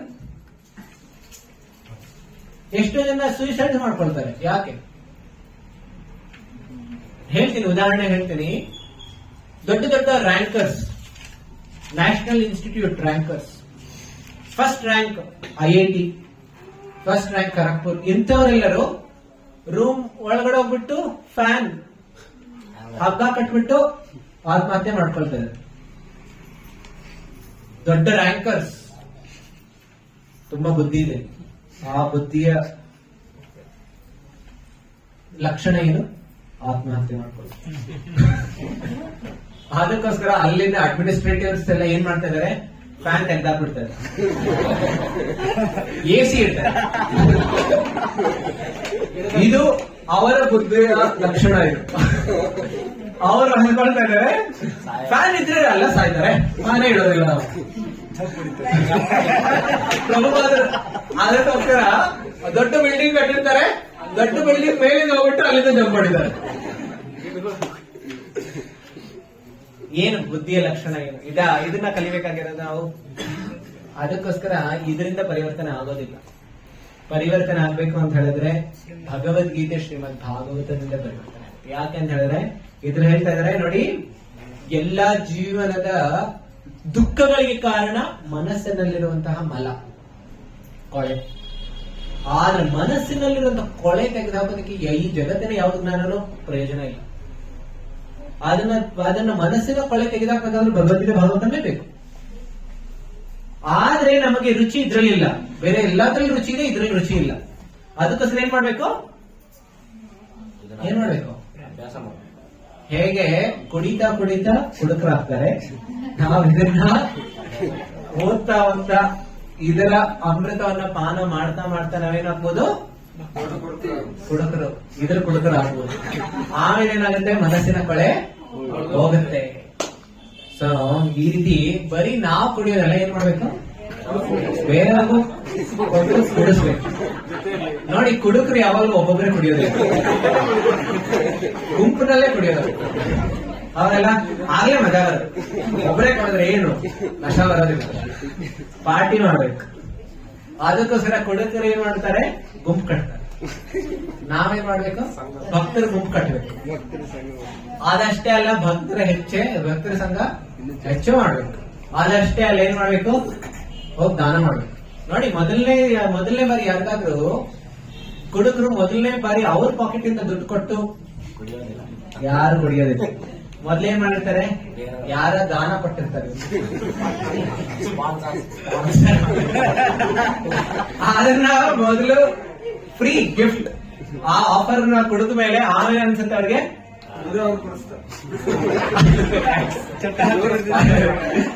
ಚಟ. ಸೊ ಅದೇ ರೀತಿ ನಾವೇನ್ ಮಾಡ್ಬೇಕು? ನಾವೆಲ್ಲರೂ ಈ ಗೀತಾ ಮ್ಯಾರಥಾನ್ ಅಲ್ಲಿ ಏನ್ ಮಾಡ್ಬೇಕು? ನಾವು ಕುಡಿದಿದೀವಿ, ಈಗ ಸ್ವಲ್ಪ ರುಚಿ ಆಗ್ತದೆ, ಸ್ವಲ್ಪ ಚಟ. ನಾವೇನ್ ಮಾಡ್ಬೇಕು? ಬೇರೆಯವ್ರಿಗೆ ಚಟ ಹತ್ತಿಸ್ಬೇಕು. ಹೋಗಿ ಭಗವದ್ಗೀತೆಯನ್ನ ಕೊಡಬೇಕು. ಅವ್ರಿಗೆ ಇಷ್ಟ ಇಲ್ಲ ಇರ್ಬೋದು, ಆದ್ರೆ ಏನ್ ಮಾಡ್ತಾರೆ? ಕುಡುಕರು ಮಾಡ್ತಾರೆ, ಅರೆ ಅಯ್ಯೋ ಒಂದೇ ಒಂದು. ಆಮೇಲೆ ನಿಮ್ಗೆ ಚಟ ಹಾಕ್ಬಿಟ್ರೆ ಏನಾಗ್ಬಿಡುತ್ತೆ? ನೀವು ಬೇರೆಯವರು ತಗೊಂಡು ಆಮೇಲೆ ನನ್ಗೂ ಕೊಡ್ತೀವಿ. ಈ ರೀತಿ ನಾವೇನ್ ಮಾಡ್ಬೇಕು? ಬೇರೆಯವ್ರಿಗೆ ಭಗವದ್ಗೀತೆಯನ್ನ ಹೋಗಿ ಕೊಡಬೇಕು. ಕೊಡೋದಷ್ಟೇ ಅಲ್ಲ, ಅವ್ರಿಗೂ ಭಗವದ್ಗೀತೆ ಓದಿಸ್ಬೇಕು. ಹೇಗೆ ಓದಿಸೋದು ಹೇಳ್ಬೇಕು? ಪ್ರತಿದಿನ ನಮ್ಮ ಜಯಚಂದ್ರ ಸ್ವಾಮಿ ಪ್ರಭು ಮಾತಾಜಿ ಸ್ಪೋರ್ಟ್ ಹಿಂದಿ ಗ್ರೂಪ್ ನಡೀತಾ ಇದೆ, ಸ್ವಾಧ್ಯಾಯ ಹಿಂದಿ ಗ್ರೂಪ್ ನಡೀತಾ ಇದೆ, ಸ್ವಾಧ್ಯಾಯ ಕನ್ನಡ ಗ್ರೂಪ್ ನಡೀತಾ ಇದೆ. ಪ್ರಭುಜಿ ಮಾತಾಜಿ ಎಲ್ಲ ಏನ್ ಮಾಡ್ತಾ ಇದಾರೆ? ಭಗವದ್ಗೀತೆ ಶ್ಲೋಕ ಓದ್ತಾ ಇದಾರೆ. ಏನ್ ಮಾಡ್ಬೇಕು? ಜಾಯ್ನ್ ಆಗಿ ಅಂತ ಹೇಳ್ಬೇಕು. ಭಗವದ್ಗೀತೆ ಕೊಡ್ಬೇಕು, ಭಾಗವತ ಕೊಡ್ಬೇಕು, ಮತ್ತೇನ್ ಮಾಡ್ಬೇಕು? ಪ್ರತಿದಿನ ಓದಿ. ಇದಕ್ಕಿನ್ನ ಬೇರೆ ಉತ್ತಮವಾಗಿರುವಂತ ಕಲ್ಯಾಣ ಕಾರ್ಯ ಮತ್ತೇನ್ ಮಾಡ್ಬೇಕಾಗಿದೆ? ಈ ಜಗತ್ತಿನ ಪರಿವರ್ತನೆಗೆ ಮತ್ತೇನು ಮಾಡಬೇಕಿಲ್ಲ, ಇದಿಷ್ಟು ಮಾಡಿದ್ರೆ ಸಾಕು. ನಮ್ಮ ಜೀವನದ ಕಲ್ಯಾಣನ ಏನ್ ಮಾಡ್ಬೇಕು? ನಾವಿಷ್ಟೇ ಮಾಡ್ಬೇಕಾದ್ರೆ.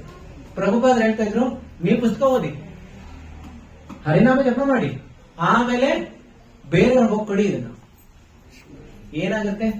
ಅವ್ರ ಜೀವನ ಪರಿವರ್ತನೆ ಆಗುತ್ತೆ, ನಮ್ಮ ಜೀವನ ಪರಿವರ್ತನೆ ಆಗುತ್ತೆ. ಕೆಲವರು ಅಂತಾರೆ, ನಮ್ಮ ಜೀವನ ಆಯ್ತಲ್ಲ ಸಾಕು, ಬೇರೆಯವ್ರದ್ದು ಯಾಕೆ ಮಾಡ್ಬೇಕು? ನಮ್ದು ರಕ್ಷಣೆ ಆಗ್ಬಿಟ್ಟಿದೆ, ಬೇರೆಯವ್ರದ್ದು ಯಾಕೆ ಮಾಡ್ಬೇಕು? ನೋಡಿ, ಯಾವಾಗ್ಲಾದ್ರೂ ಪಕ್ಕದ ಮನೆಯಲ್ಲಿ ಏನಾದ್ರೂ ಕೊಳೆ ಬಿದ್ದಿದ್ರೆ ಏನಾಗುತ್ತೆ? ಅದ್ರ ವಾಸನೆ ಇದು ಬರುತ್ತೆ. ಅದಕ್ಕೋಸ್ಕರ ಪಕ್ಕದ ಮನೆ ಕ್ಲೀನ್ ಮಾಡೋದು ಯಾರ ಜವಾಬ್ದಾರಿ? ಇಲ್ಲ ಅಂದ್ರೆ ಅಲ್ಲಿಂದ ವೈರಸ್ ಎಲ್ಲ, ಮಸ್ಕಿಟೋಸ್ ಎಲ್ಲ ಇಲ್ಲಿಗೂ ಬಂದ್ಬಿಡುತ್ತೆ. ಅದಕ್ಕೋಸ್ಕರ ನಾವು ಅಕ್ಕಪಕ್ಕದಲ್ಲಿರೋರನ್ನ, ಈ ಹುಬ್ಬಳ್ಳಿ ನಗರದಲ್ಲಿ ಏನಾದ್ರೂ ಅಂತ ಜನ ಇದ್ರೆ ಅದು ನಮಗೂ ಆಗುತ್ತೆ. ಅದಕ್ಕೋಸ್ಕರ ಹುಬ್ಬಳ್ಳಿ ನಗರದಲ್ಲಿರುವಂತಹ ಜನರಿಗೆಲ್ಲ ಪರಿವರ್ತನೆ ಮಾಡೋದು ಯಾರ ಜವಾಬ್ದಾರಿ? ಧಾರವಾಡದಲ್ಲಿರೋದು. ಅವ್ರು ಒಂದು ಮಾಡ್ಬೇಕು, ಹೌದಾ? ನಮ್ದು ಜವಾಬ್ದಾರಿ, ನಾವೇ ಕ್ಲೀನ್ ಮಾಡ್ಬೇಕು. ಅದಕ್ಕೋಸ್ಕರ ನಾವು ಈ ಗೀತಾ ಮ್ಯಾರಥಾನ್ ಅಲ್ಲಿ ಒಂದು ಸಂಕಲ್ಪ ತಗೊಳ್ಬೇಕು. ಒಂದು ಸಂಕಲ್ಪ, ತುಂಬಾ ಸುಲಭವಾದ ಸಂಕಲ್ಪ, ತುಂಬಾ ದೊಡ್ಡ ಸಂಕಲ್ಪ ಹೇಳ್ತಾ ಇಲ್ಲ. ಒಂದೇ ಒಂದು ಸಂಕಲ್ಪ ನಾವೇನಾದ್ರು ತಗೊಂಡ್ರೆ, ಈ ಗೀತಾ ಮ್ಯಾರಥಾನ್ ನಲ್ಲಿ ಈ ತಿಂಗಳಿನಲ್ಲಿ ನಾನು ಒಂದೇ ಒಂದು ಮಾಡ್ತೇನೆ. ಏನು ಅಂತ ಹೇಳಿದ್ರೆ, ಭಗವದ್ಗೀತೆಯ ಒಂದು ಶ್ಲೋಕ ಆದ್ರೂ ಪ್ರತಿದಿನ ಓದೋದನ್ನ ನಾನು ಪ್ರಾರಂಭ ಮಾಡ್ತೇನೆ. ಒಂದು ದಿನ ಒಂದು ಶ್ಲೋಕ, 2 ವರ್ಷದಲ್ಲಿ ಭಗವದ್ಗೀತೆ ಸಂಪೂರ್ಣ ಮಾಡ್ಬೋದು. ಎಷ್ಟು ದಿನ ಇದು ಮಾಡೋದು ತುಂಬಾ ಕಷ್ಟ. ನನಗೆ ಪ್ರಭುಜಿ ತುಂಬಾ ನಾನು VIP, ಅಷ್ಟು ಸಮಯ ಇಲ್ಲ, ನೀವು ತಿಳ್ಕೊಳ್ಳಿ. ಯಾರಾದ್ರೂ ಆ ರೀತಿ ಇದೀರಿ? ಎಷ್ಟು ಜನಕ್ಕಾಗುತ್ತೆ? ಅಟ್ಲೀಸ್ಟ್ ಒಂದು ಶ್ಲೋಕ ಓದ್ಬೇಕು. Very good. ಆಮೇಲೆ ಇದು ಒಂದು ಸಂಕಲ್ಪ. ಎರಡನೇದು, ಅಟ್ಲೀಸ್ಟ್ ನಾನು ಪ್ರತಿದಿನ ಒಬ್ಬರಿಗಾದ್ರೂ ನಾನು ಭಗವದ್ಗೀತೆನ ಕೊಡುವ ಪ್ರಯತ್ನ ಮಾಡ್ತೇನೆ. ನನ್ನ ಎಷ್ಟು ಜನರ ಕಾಂಟ್ಯಾಕ್ಟ್ ಲಿಸ್ಟ್ ಅಲ್ಲಿ ಮಿನಿಮಮ್ 1000 ಜನ ಇದ್ದಾರೆ. ನಿಮ್ಮ ಫೋನ್ ನಲ್ಲಿ ಎಷ್ಟು ಜನ? ಆಯ್ತು, ಎಷ್ಟು ಜನ? 500 ಮೇಲಿದ್ದಾರೆ. ಕೆಲವ್ರಿಗೆ ಎಷ್ಟು ಕಾಂಟ್ಯಾಕ್ಟ್ಸ್ ಇದೆ ಅಂತ ಗೊತ್ತಿಲ್ಲ. ಈಗ ಕೇಳಿದ್ರೆ ಎಷ್ಟು ಓಪನ್ ಮಾಡೋದು ಗೊತ್ತಾಗ್ತದೆ, ಅದು ಇಷ್ಟೊಂದು ಕಾಂಟ್ಯಾಕ್ಟ್ಸ್ ಇದೆ. ಅಷ್ಟೊಂದು ಕಾಂಟ್ಯಾಕ್ಟ್ ನಾವು ಸೇವ್ ಮಾಡಿರ್ತೀವಿ, ಆದ್ರೆ ಎಷ್ಟಿದೆ ಗೊತ್ತಿಲ್ಲ. ನನ್ನ ಫೋನ್ ನಲ್ಲಿ ಆಯ್ತು, ಬೇರೆ ಭಕ್ತರು ಕೇಳಿ ಎಷ್ಟು ಕಾಂಟ್ಯಾಕ್ಟ್ಸ್ ಇದೆ ಪುಟ್ಟ? ಗೊತ್ತಿಲ್ಲ. ಆಯ್ತಾ, ಎಷ್ಟಿದೆ? 500 ಇದೆ. ಗಜಾನಂದ 2156. ನನ್ನ ಫೋನ್ ಅಲ್ಲಿ ಇದೆ 3000. ಇದು ದೊಡ್ಡದೇನಲ್ಲ. ನಾ ಹೇಳ್ತಾ ಇರೋದು, ನಮ್ಮ ಫೋನ್ ನಲ್ಲಿ ಎಷ್ಟೊಂದು ಕಾಂಟ್ಯಾಕ್ಟ್ಸ್ ಇದೆ. ನಮ್ಮ ನೆರೆಹೊರೆಲ್ಲ ಎಷ್ಟೋ ಜನ ಇದ್ದಾರೆ, ನಮ್ಮ ಸಂಬಂಧಿಕರು ಎಷ್ಟೋ ಜನ ಇದ್ದಾರೆ. ನಾವು ಪ್ರತಿದಿನ ಒಂದು 10 ಕಾಲ್ ಮಾಡಿದ್ರು ಅದ್ರಲ್ಲಿ ಒಬ್ಬರನ್ನು ತಗೊಳ್ಬೋದು. ನಮ್ಮಲ್ಲಿ ಆ ರೀತಿ ಅಟ್ಲೀಸ್ಟ್ 30 ದಿನದಲ್ಲಿ ಎಷ್ಟು ಕಾಂಟ್ಯಾಕ್ಟ್ಸ್? 300 ಕಾಂಟ್ಯಾಕ್ಟ್ಸ್. ಅಟ್ಲೀಸ್ಟ್ ಎಲ್ಲರ ಫೋನಲ್ಲಿ ಅಟ್ಲೀಸ್ಟ್ 300 ಆದ್ರೂ ಇದ್ದೇ ಇರ್ಬೋದು. ಅಲ್ಲ, ಅಕ್ಕಪಕ್ಕ ನೋಡು. ಅದಕ್ಕೋಸ್ಕರ ಒಂದು ಸಂಕಲ್ಪ ನಾವೇನಾದ್ರು ತಗೊಂಡ್ರೆ, ನಾನು ಪ್ರತಿದಿನ ಒಂದು ಪುಸ್ತಕ ಆದ್ರೂ ವಿತರಣೆ ಮಾಡೋದಕ್ಕೆ ಪ್ರಯತ್ನ ಪಡ್ತೇನೆ. ಆಗ 30 ದಿನದಲ್ಲಿ ಎಷ್ಟಾಗ್ಬಿಡುತ್ತೆ? 30 ಆಗ್ಬಿಡುತ್ತೆ. ಸೊ ನಾವು ಈ ರೀತಿ ಸಣ್ಣ ಒಂದು ಸಂಕಲ್ಪ ಆದ್ರೂ ಈ ಗೀತಾ ಮ್ಯಾರಥಾನ್ ಅಲ್ಲಿ ತಗೊಂಡ್ರೆ ತುಂಬಾ ಅದ್ಭುತ.